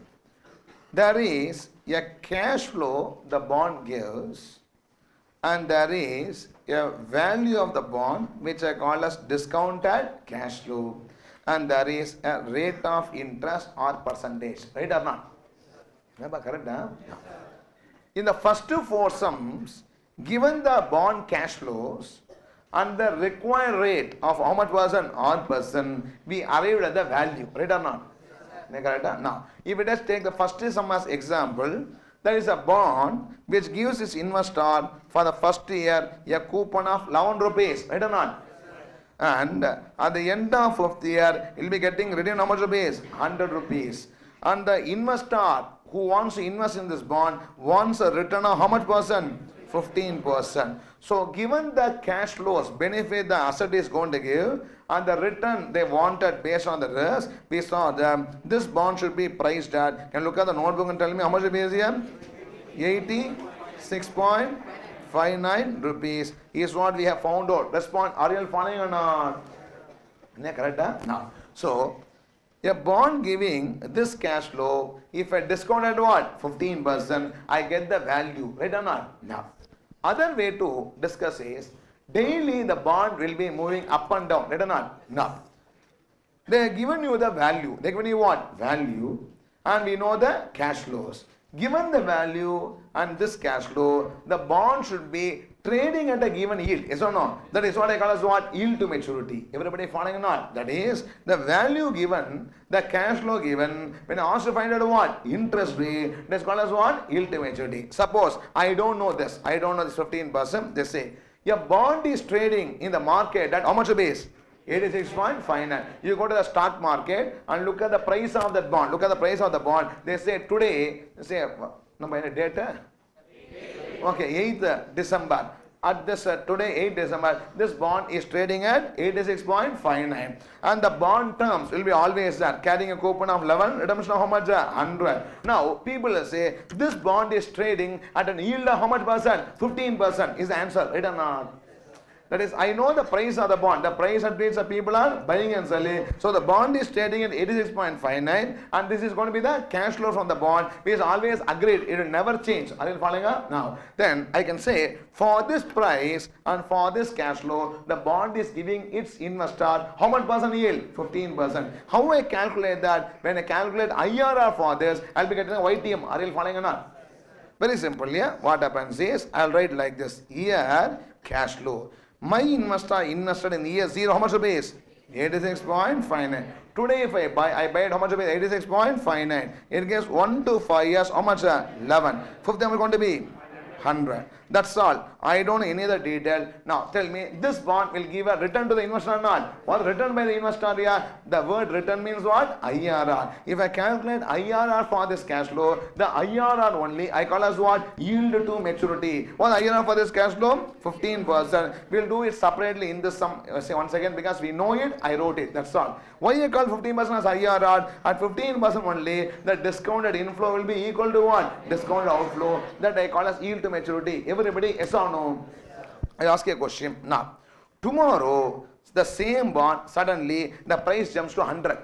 Jumps how much is 100. Tell me, what is the yield the bond is given to his investor? 11%. Everybody, yes or no? Like that. Given the price and given the cash flow, I can find out what yield it is giving. It is called as yield to maturity. Here one condition is, I can hold the bond till what? Maturity. Last year, to earn this yield, I'll discuss about that more in immunization later. Everybody following on is a concept called as yield to maturity. Tell me, what is yield to maturity? Normally, bond triangle. Tell me, what is a bond triangle? Items: value, cash flow, the return. Given the cash flow and the return I want, I found out value in the first four sums. Yes or no? In the remaining four sums, they'll be giving you what? The value and the cash flow. For this cash flow, if you're paying what? So much value, what is the implicit return that the bond is giving you? Is called as what? YTM is the IRR of the bond cash flows. Are you following or not? Can I proceed further? No. This YTM, how to calculate? How to calculate the IRR or YTM? There are three methods in which the YTM can be calculated. I'll give you notes for all this after doing a problem. But listen here. How many methods here? Three methods for calculating an YTM. Okay. All these are IPCC portion only. If you remember, in IPCC, this is, for example, the investment for investor, no? For the company is going to be a cost or not? Now, look at the company angle. Year cash flow.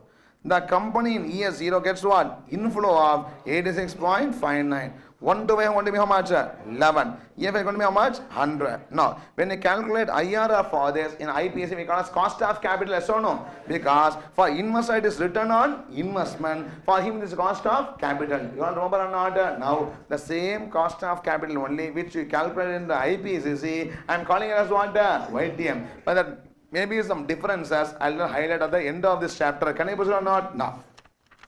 Now we have to calculate yield to maturity. We can say there are three methods in which I can calculate the yield to maturity.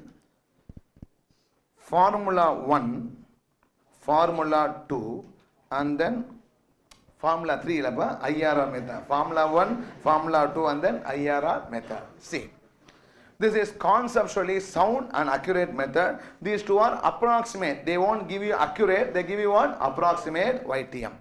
Formula 1 is very simple. It is interest, if you have tax, it will be interest after tax plus amortization divided by S plus M by 2.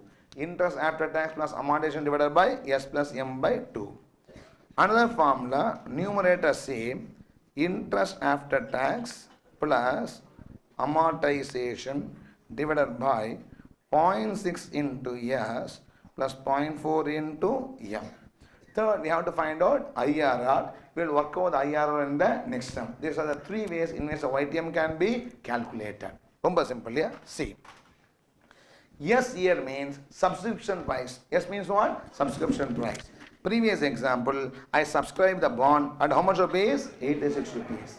86.59. Okay. M means maturity value. I get how much rupees here? 100. S is a subscription price. M is what? Maturity value. Okay. Now, see, you are a bond holder. You are a bond holder. You want to find out your annualized yield. You want to find out what? Annualized yield. It is a return on investment for you, right or not? Tell me, what is the ratio analysis formula for return on investment? Return divided by investment. What is return on investment? Return divided by investment. Now, bond holder gets two returns. Get how many returns here? Two returns. From the bond, he gets coupon, which I call as interest. Which I call as what? Interest. On which some tax will go, I call as what? Interest after tax. If there's no tax, take interest straight away. One return which I get from the bond is what? Coupon, which is just 11 rupees. Accepted. Apart from that, the bond holder also makes a capital gains or not? 86 rupees he purchases, he gets back how much? 100 rupees. That's something around 14 rupees or 13 rupees or not. Is a gain for him or not? This is a gain for 1 year, for 5 years. 5 years. If I divide it by 5, I get annual gain. Are you following? Right or not? So, this is what I call as what? Amortization. It's nothing but what? M minus S divided by number of years. I call it as what? Amortization. So, a bondholder gets 11 rupees, also gets 100 minus 86.59 divided by 5 per annum as what? Annualized capital gain. Is what is having the numerator. Right or not? This should be divided by average investment. Divided by what investment? Average investment. What average investment? Opening plus closing divided by 2. What is opening? 86.59. What is closing? 100. Divided by 2 gives what? Average investment. S plus M by 2. Everybody, are you following or not? So, this is a simple non-compounding way of identifying what this particular return on investment. Are you following? This is a yield I am getting from a bond. Can I proceed? Now. Formula 2 is just a small variation of what? Formula 1. Numerator same, in denominator what they say is subscription price is today money, maturity is what? Money in the last year. They don't give the same simple average weight, they change the weight. Instead of 0.5, they give what? 0.6, 0.4, that's all. There's no hard and fast rule, it's only a thumb rule, that's all. Are you following what I'm saying? This is approximate, this also will be what? Approximate. For approximate, anything can be used. Are you following? So it's going to be 0.6 plus 0.6x plus 0.4 m will be giving the weighted average price. Using that I can find out the YTM. Everybody following or not? Now tell me, what is the formula for YTM? Formula 1. What is the formula 1? Interest after tax plus amortization divided by S plus M by 2. I call as average price. Can I call as average price or not? Yes. Next, what is the second formula? Interest after tax plus amortization divided by 0.6s plus 0.4 m. It is also average. What average? Weighted average price. That 0.6 weight given to the first price and 0.4 weight given to the last price. Respond, yes or no? And all this are only want to give you approximate. Real return from a project or from a bond, any investment, I can get a compounded real return only by actually calculating what? IRR. What is IRR? The interest rate at which the discounted inflow will be equal to what? Discounted outflow is called as IRR. We calculate IRR, that gives us a correct YTM for what? Any bond instrument. Everybody following on? This is how one should calculate the yield to maturity of a bond. Are you all following on? Yes or no? No. Tell me, what is yield to maturity? YTM is a return the bond gives. YTM is what? Return the bond gives to whom? Bondholder. If he holds the bond till maturity. Here they will give you the price as well as what? The bond cash flows. For this, what is the IRR? That becomes a yield to maturity. We can even use what? Approximate formula for calculating the yield to maturity. Everybody, can I proceed or not? Okay. Now, this formula, can I use can I ignore? It gives approximate only, no? Can I use or ignore? I will use it to guess where the IRR is. For example, this formula may not give me exactly how much percent? 15%. Will give me 14.7% or 14.6%. Then I will know that my IRR is not 8% or what? 25%. It's something nearing to what? 13, 14 and 15. It helps me in the starting point in what? IRR calculation. Even if you want to accurately calculate IRR, use this formula for the calculation so that you'll be getting a ease in calculation of the internal rate of return. We'll do a full working of YTM calculation in the next sum. Everybody following or not? Now. Tell me, bond triangle, how many items are there? 3. What 3 items? Value, cash flow and return. First 4 sums, they gave you what? Cash flow and the required return. For this, what should be the value? Now, next we are going to discuss what? Value given, the bond is trading at so much price, value given, cash flow is given. For that, what is the implied return? We are going to calculate called as what? Yield to maturity. It's a very, very interesting number, YTM. We'll explore this YTM in great detail, in realized YTM, in great detail, in immunization, in volatility, in convexity. Everywhere I discuss about what? YTM. This is a price of the bond. This is what? Price of the bond. The bond is priced at 15% yield. Always they say what? Bond is priced at 15% yield or 14% yield and so on. Is one of the key numbers remember, in any bond market, if you see the bond quotation screen in the websites of stock exchange, they always specify what the YTM for each and every bond that is traded on daily basis. Everybody following not? So now let's go for a brief notes and do a problem in this regard. Give the heading yield to maturity. With the heading yield to maturity, bracket la YTM. And bracket right, YTM.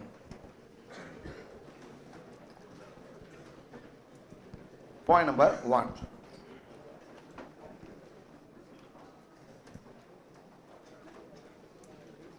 In the problems done till now,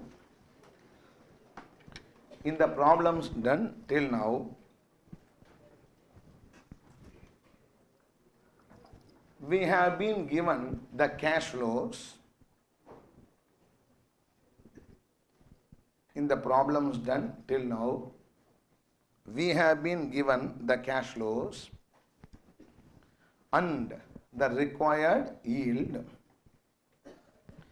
We have been given the cash flows and the required yield. The yield in a return also you understand. You have been given the cash flows and the required yield, and we found out the value or price of the bond. And we found out the value and price of the bond. We found out the value and price of the bond. Everybody following or not? Next, point number 2. When a bond price is given,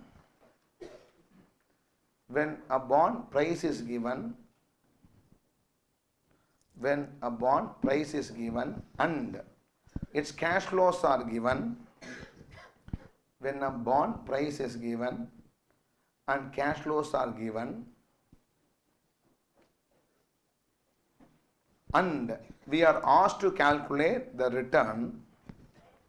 When bond price is given and cash flows are given, and we are asked to calculate the return, then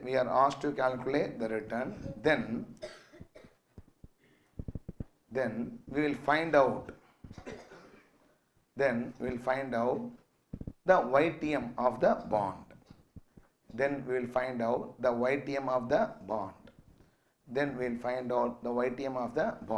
These are not definition, just for you to understand the context in which you are discussing, that's all. You will find out YTM of a bond. Point number 2 or 3? 3.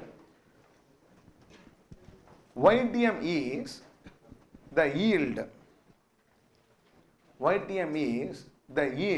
The bond gives its bondholder. YTM is the yield the bond gives its bondholder, provided. YTM is the yield the bond gives its bondholder, provided he holds the bond till maturity.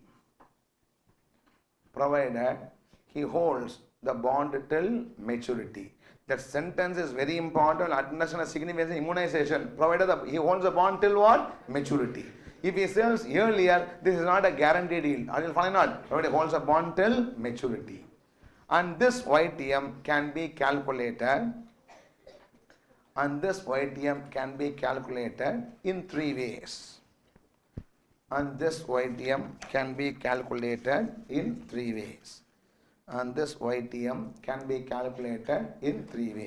Branch it into 3. Formula 1, Formula 2 and conceptual method. 3 branches, Formula 1, Formula 2 and then conceptual method. Formula 1, Formula 2 and conceptual method. Formula 1, put a down here mark and write interest after tax plus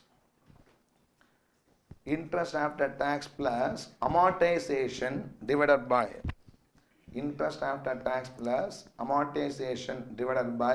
S plus M by 2. Interest after tax plus amortization divided by S plus M by 2. Formula 2, interest after tax plus amortization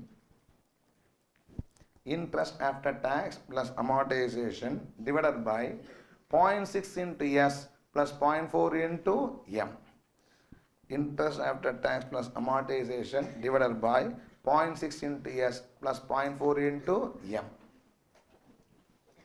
Conceptual, put it down and write YTM is, conceptual, right? YTM is the IRR of bond cash flows.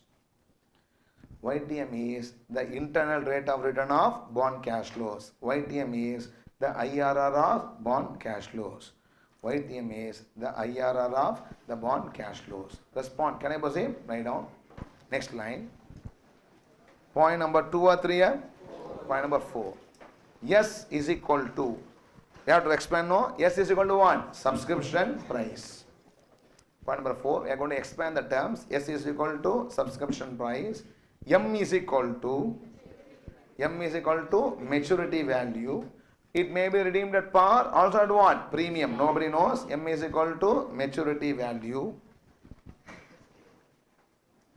Amortization is equal to M minus S. Maturity value minus subscription price divided by N. Amortization is equal to M minus S divided by N. Continue. Which is nothing but M minus S divided by N, which is nothing but annualized. Capital gain or loss. Which is nothing but annualized capital gain or loss. Which is nothing but annualized capital gain or loss. Annualized capital gain or loss. S plus M by 2 is simple average price. S plus M by 2 is simple average price. And 0.6 S plus 0.4 M is, and 0.6 S plus 0.4 M is what price? Weighted average price. And 0.6 S plus 0.4 M is weighted average price. Everybody, are you following or not? No. Overall, tell me, you are a bond holder. What return you will get from the bond? Leave the sum, yeah. Normally, you buy a bond. What do you get from the bond, yeah? One is, you get the interest. You also get what? Capital gain or capital loss, which you annualize and find out the yield to maturity. That's the answer. Can I proceed or not? Now, take the next sum. Please take question number 5. Take question number 5.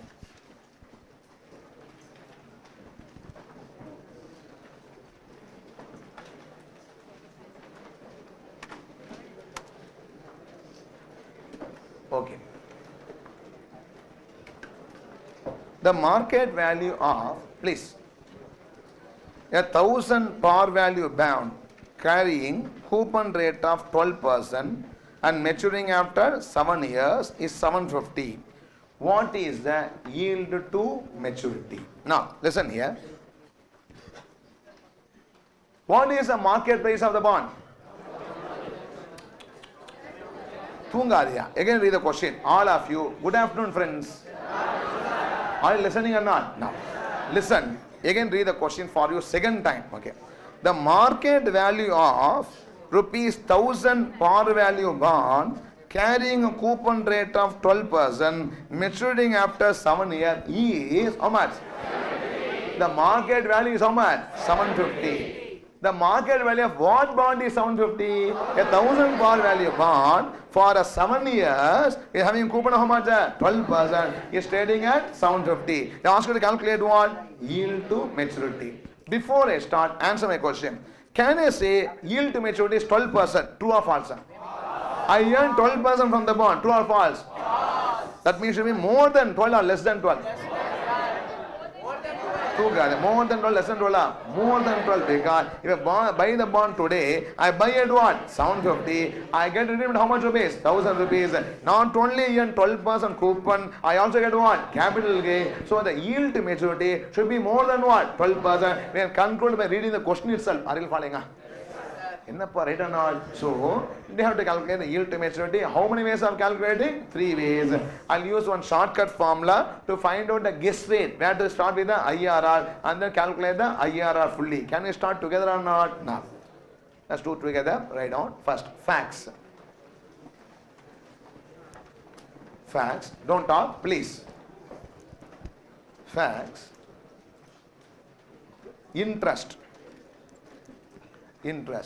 They pay the coupon on market price, face value, face value. 12% into 1000. Interest 12% into 1000. Interest 12% into 1000. How much coupon amount? 120. Issue price. I can also say market price. It's much more better. Market price. What is the market price? 750. Market price 750. Redemption value. Nothing set means assumed to be redeemed at par. Redemption value 1000. Redemption value 1000. Term. What is the duration of the bond? 7 years. The term of the bond is 7 years. Term is 7 years. These are all the details given. Can I start with the approximate formula? Write down step 1. Approximate YTM. That formula can never give me accurate because we are having compounding to be done. Yes or no? IRR only can give me what? Accurate one. The formula can give you near to accurate. Okay. Approximate YTM. Formula is interest plus amortization divided by average price. Interest plus amortization divided by average price. Numerator is return. Denominator is what? Investment. Return by investment gives you return on investment. Return can be of two types. One is the revenue return called as coupon. Another is what? Capital gain or loss annualized. Can I proceed or not? Now, substitute the numbers. 120 plus 120 plus what is amortization? 1000 minus 750 divided by 7. And I purchase now at 750, they'll give me money back how much rupees? 1000. The 250 is a gain over how many years? 7 years. By 7 gives you annual gain. Yes or no? Whole divided by 1000 plus 750 by 2. Whole divided by S plus M by 2. 750 plus 1000 by 2. Whole divided by 750 plus 1000 by 2. Average investment. We calculate in goodwill also in CPT. Right or not? Now, tell me. What is the number calculation? It is 155.71 divided by 145.71 divided by 875. 145.71 divided by 875. Tell me how much percentage you are going to get here? 17.80 percentage. 17.80 percentage.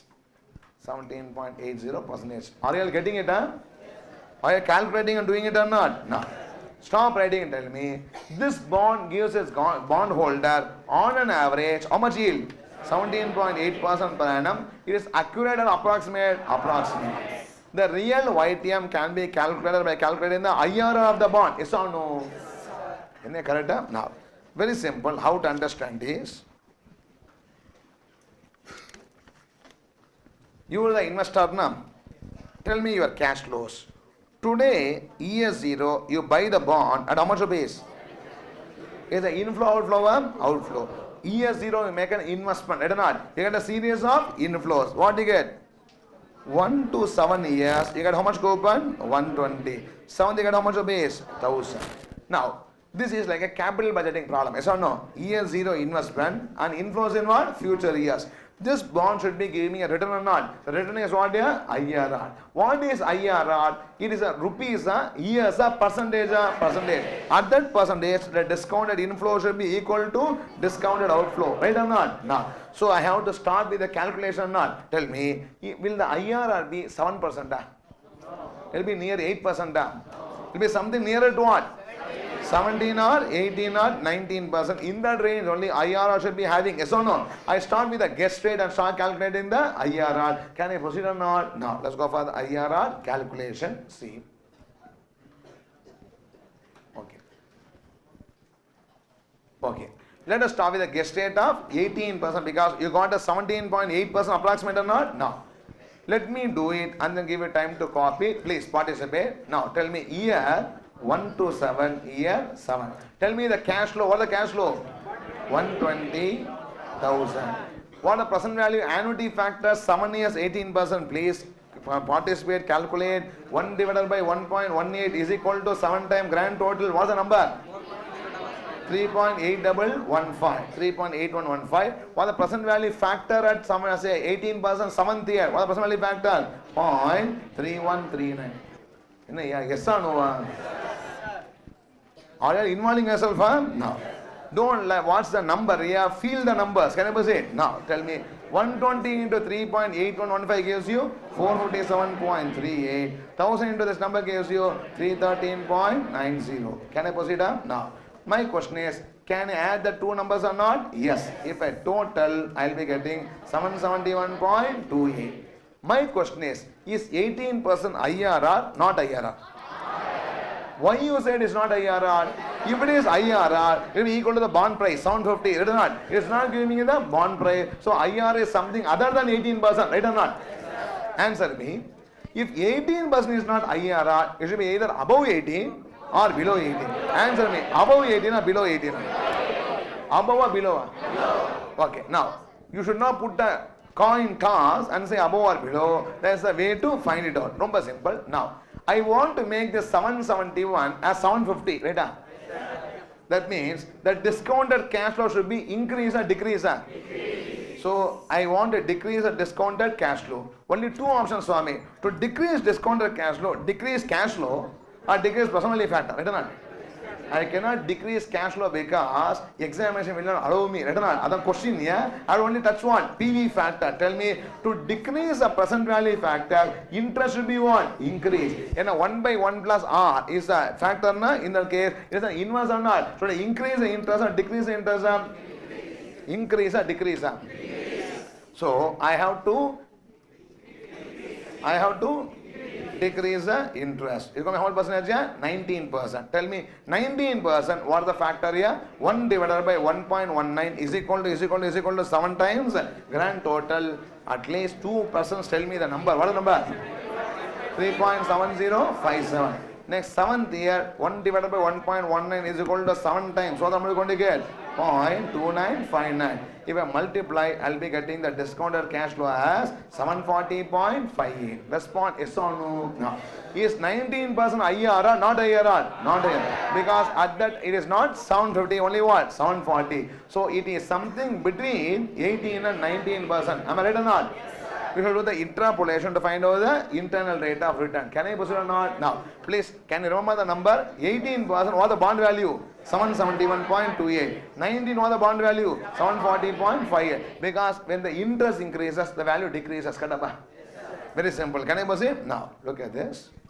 18%, 771.28, 19%, 740.58. I want what? 750. What should be the percentage? Right or not? Now, suppose I am now standing at 18.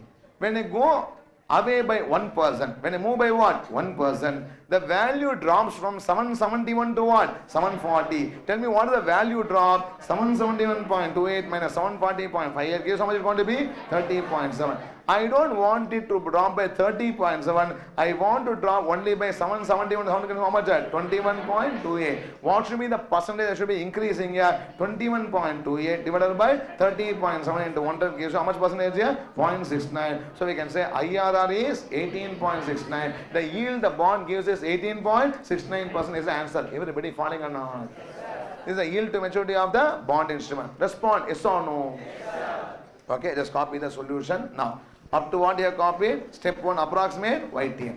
Then step 2, calculation of the IRR. Step 2, calculation of the IRR.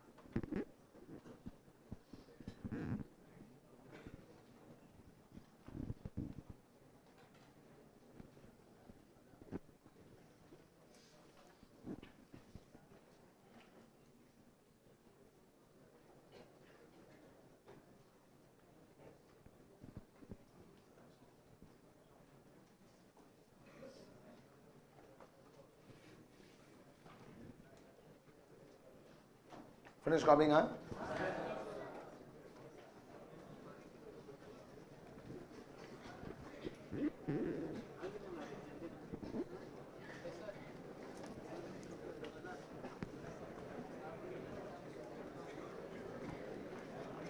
Stop talking.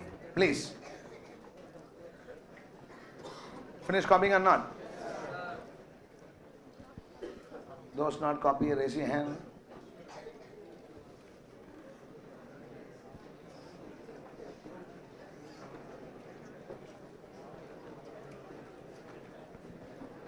Shall the next slide? Huh?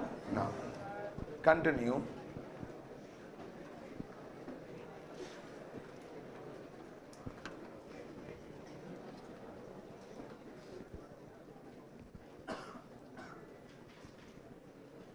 So if I discount at 18, I get 771.28 value. If I discount at 19, I get a value of 740.58. I want a value of 750. The discount rate should be 18.69%.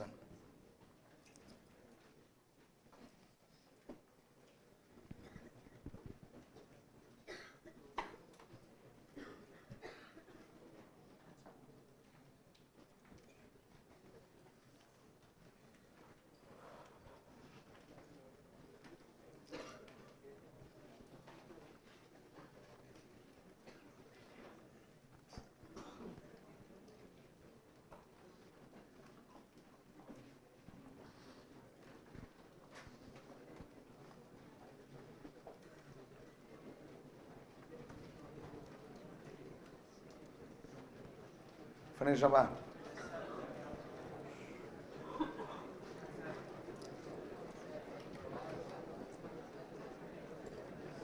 Shall I proceed? Now, just to get clarity, I pay 771.28 rupees and buy the bond. Suppose in the market the bond is trading at 771.28. The bond gives me how much yield? 18%. Suppose the market, the bond price crashes to 740.58 rupees. What the yield the bond is giving me? A person buying at 771 gets 18% return. A person buying at what? 740, the same one gets only how much?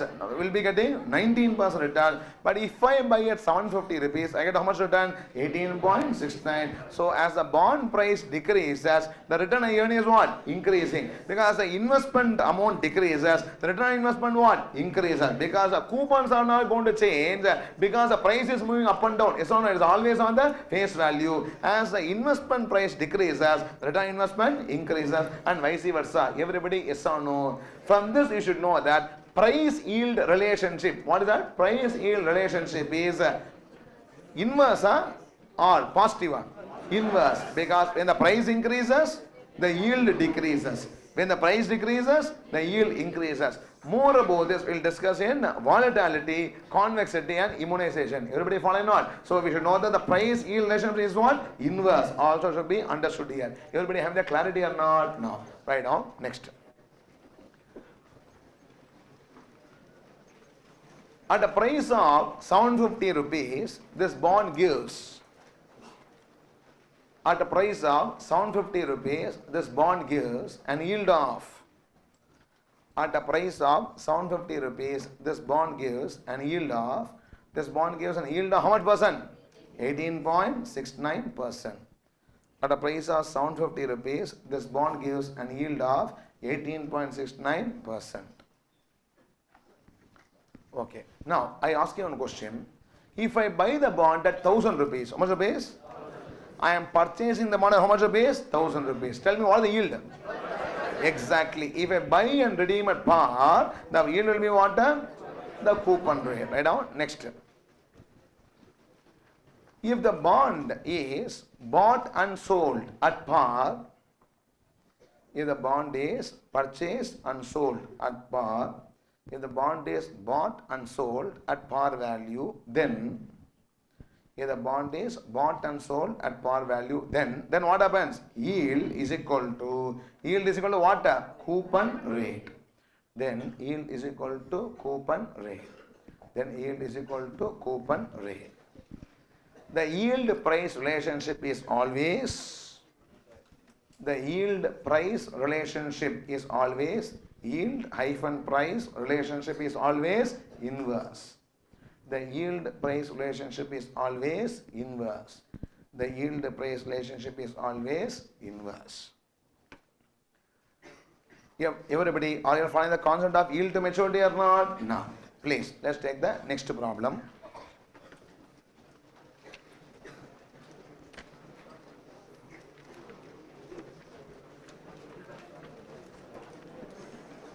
It's a very simple question. Determine, please, shh. Stop talking. Request. Determine whether yield to maturity of a 6.5% 20-year bond that pays an interest semi-annually is selling for 9,068 is 7.2, 7.4 or 7.8%. They did not ask you to do the calculation on your own. They asked you to find out of what? 3 choices, 7.2, 7.4 or 7.8%. Everybody, can we start or not? Now, see, this bond is an annual coupon or semi-annual? That means I should write the numbers in years or periods. I will not say the bond gives me 6.5% coupon. I say the bond gives me what? 3.25% per period, the coupon. Right or not? Now, I don't say the bond is a 20-year bond. I say the bond is having what? 40 periods bond. I don't say the yield is 7.2 or 7.4 or 7.8. I'll say the yield is what? 3.6 or 3.7. Number 3.9. These three I have to check it. Respond yes or no. I discounted the 3%. Whichever percentage gives me what? 9,068 value. That will be the YTM. Are you following or not? We'll do one problem later. We are going to do on our own the calculation of YTM for a semi-annual bond. But the question does not require us. Hence, we have to choose between the three numbers as one of the YTM. Can we start or not? Let's start with the solution. Write question number 6. Please write question number 6.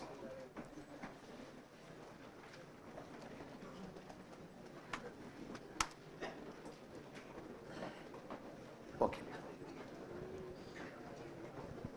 Okay, write down. Year, that is term.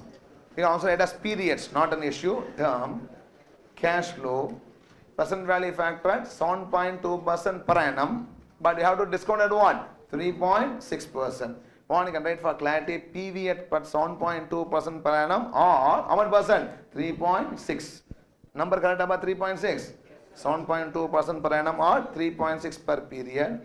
Discounted cash flow. Discounted cash flow.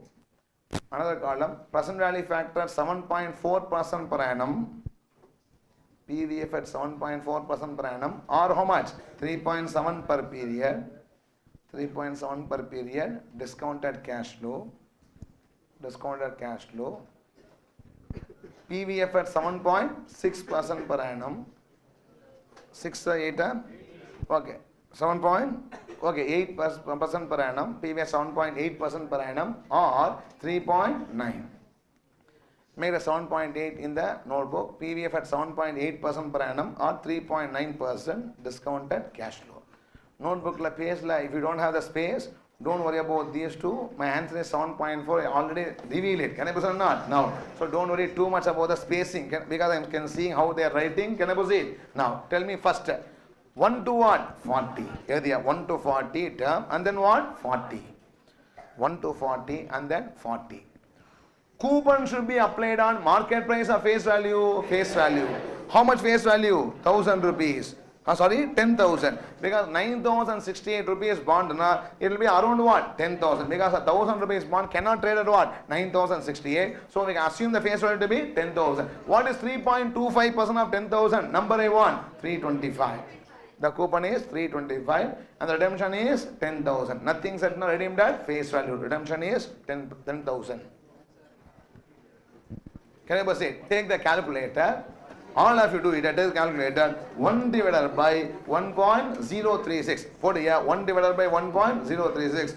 Without talking, press is equal to how many times here? 40 times. 1.0 is equal to 40 times. Put here 1.036 is equal to 40 times and then press grand total. Is equal to 40 times press grand total.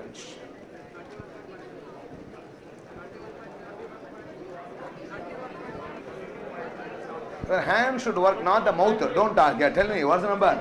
21.0277. 21.0277.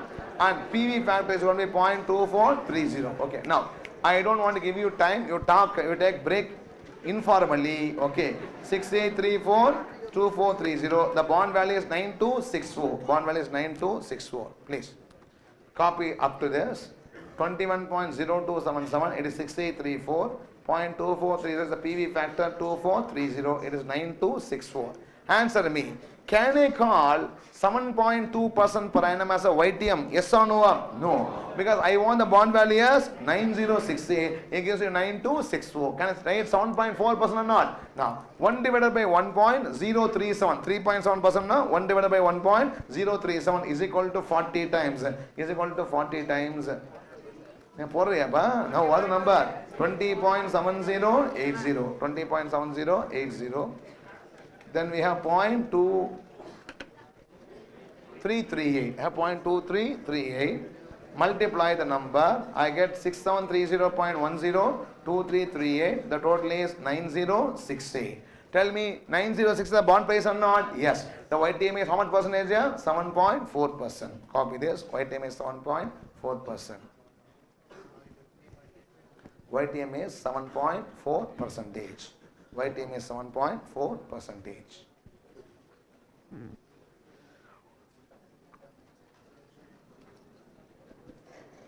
Write down.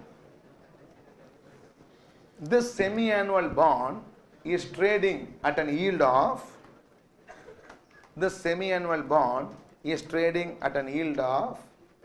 3.7% per 6 months. This semi-annual bond is trading at an yield of 3.7% for 6 months or 7.4% per annum. This semi-annual bond is trading at an yield of 3.7% for 6 months or 7.4% per annum. Or 7.4% per annum. Okay, next. Take question number 9. Question number 7.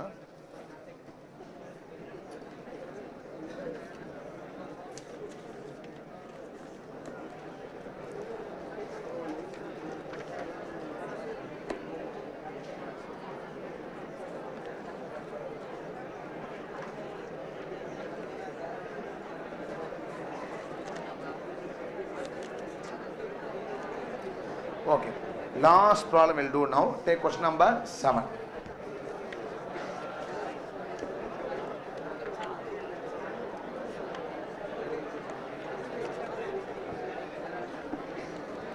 Okay, please stop talking. See, with this I complete the YTM calculation. So next class we'll start with the realized yield to maturity. Take question number 7, please. You are considering, stop talking, request. You are considering investing in one of the following bonds. Bond A, Bond B, coupon rates are 12%, 10%, maturity 10 years, 6 years. Now it is trading in the market at a price of 70 rupees, 60 rupees. The face value is 100. Your income tax rate is 30%. Capital gains tax is 10%. Because on amortization also tax may be suffered. Capital gain tax is paid at the time of maturity.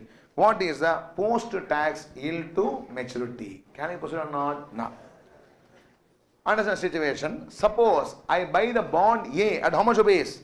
70 rupees. So how much rupees here? 70 rupees. It gives me every year how much coupon? 12% coupon. For how many years? 10 years. Coupon should be applied on how much rupees? 100 rupees. Now tell me, the bond gives me a coupon of 12 rupees. Yes or no? Can I put in my pocket 12 rupees? No. Because on the coupon I have to pay what? Interest. Sorry, tax. How much tax here? 30%. 3.6 rupees goes towards what? Tax. What goes to my pocket is only how much? 8.4. The word interest means interest after tax. That is interest into 1 minus tax rate. Are you following or not? No. And at the last year, I am going to sell the bond. At how much rupees? 100 rupees. Maturity value. Can I get 100 rupees?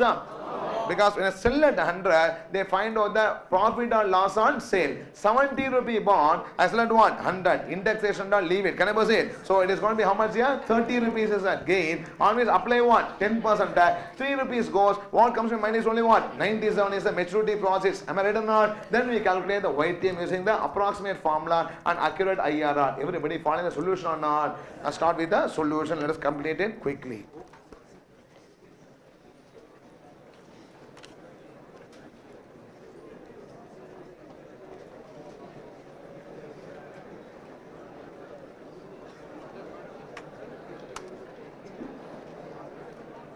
Okay, please. Let's do it together. Question number 7. Please. 3 o'clock, how you have so much energy? Now, yeah. Yeah, and then write quickly. Please, quickly. Soumya and I will come immediately. Okay, so write yeah and then B. Okay, first, post-tax interest. Do along with me, bond A, bond B, post-tax interest.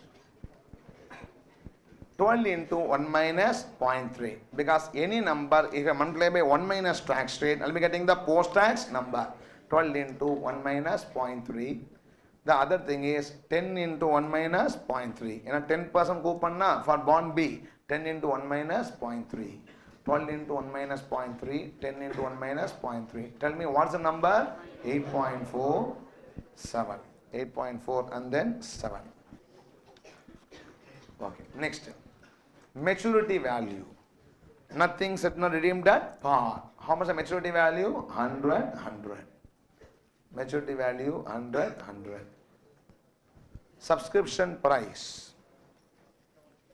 Subscription price. I buy this bond at how much rupees? 70, 60. 70 and then 60. Capital gain. Capital gain. How much a capital gain? 30, 40. 30 and then 40. Tax at how much percent? 10%. Or 10% tax? 3, 4. 3 rupees, 4 rupees. Okay, now 100 rupees maturity value can I enjoy fully? No. 3 rupees goes towards what? Tax. What is the maturity value after tax I get here? It is going to be 97 and next is going to be 96. Now 100 rupees maturity value, the tax goes 3 rupees. What stays is 97 and that is going to be 96. 97 and 96. Okay. Can I put this? You can call it step 1. You know what is step 1? Step 2. YTM approximate formula. Step 2. YTM approximate formula. YTM approximate formula. Last time we used simple average na for a change. Can you use weighted average or not? Yes. Both will give you the approximate only. Just to be fair to both formula, I have to use one time every formula. Can I proceed? So approximate formula. YTM is equal to interest after tax plus amortization. YTM is equal to interest after tax plus amortization. Interest after tax plus amortization divided by interest after tax plus amortization divided by 0.6 into S plus 0.4 into M. Interest after tax plus amortization divided by 0.6 into S plus 0.4 into M. First write bond A. Bond A. YTM is equal to bond A. YTM is equal to what is interest after tax? 8.4. 8.4 plus maturity value is 97. Subscription price is 70. 8.4 plus 97 minus 70 divided by 10. 8.4 plus 97 minus 70 divided by 10. Whole divided by, please fill in the blanks, whole divided by 0.6 into 70 plus 0.4 into 97. Whole divided by 0.6 into 70 plus 0.4 into 97. 0.6 into 70 plus 0.4 into 97. Tell me what's the number you're going to get? 13.73%. 13.73%. Accurate or approximate? Approximate. Accurate, I have to find out using the IRR. Next, bond B. Bond B, YTM is equal to, bond B, YTM is equal to, tell me what is the interest after tax? 7 plus 96 minus 60. It's a 6-year bond, so divided by 6. Amortize over 6 years. 7 plus 96 minus 60 divided by 6 whole divided by 0.6 into 60 plus 0.4 into 96. Whole divided by 0.6 into 60 plus 0.4 into 96 is equal to how much percent? 17.47%. Is equal to 17.47%. 17.47%. Are you have the clarity or not? So this is the approximate yield to maturity. We can now calculate what? IRR. I give the IRR as homework. I have not done it because it's something similar to the previous sum. For example, bond A can start with a guess rate how much percent? 14% and start discounting the cash flows. Like that, bond B can just start with a guess rate how much percent? 17.4 means 17 or 18%. Increase or decrease the interest appropriately to find out the interpolated IRR. Everybody following not? Now with this we complete up to question number 7. This bond valuation. Okay. Now I think we don't have a time to discuss realized ATM, a big concept. We'll start discussing it in the next class. Okay. Before that, start doing the practice problems on the workbook in the IFM chapter and also revise the bond also simultaneously. Thank you friends. OMSAI Bhojanapalli.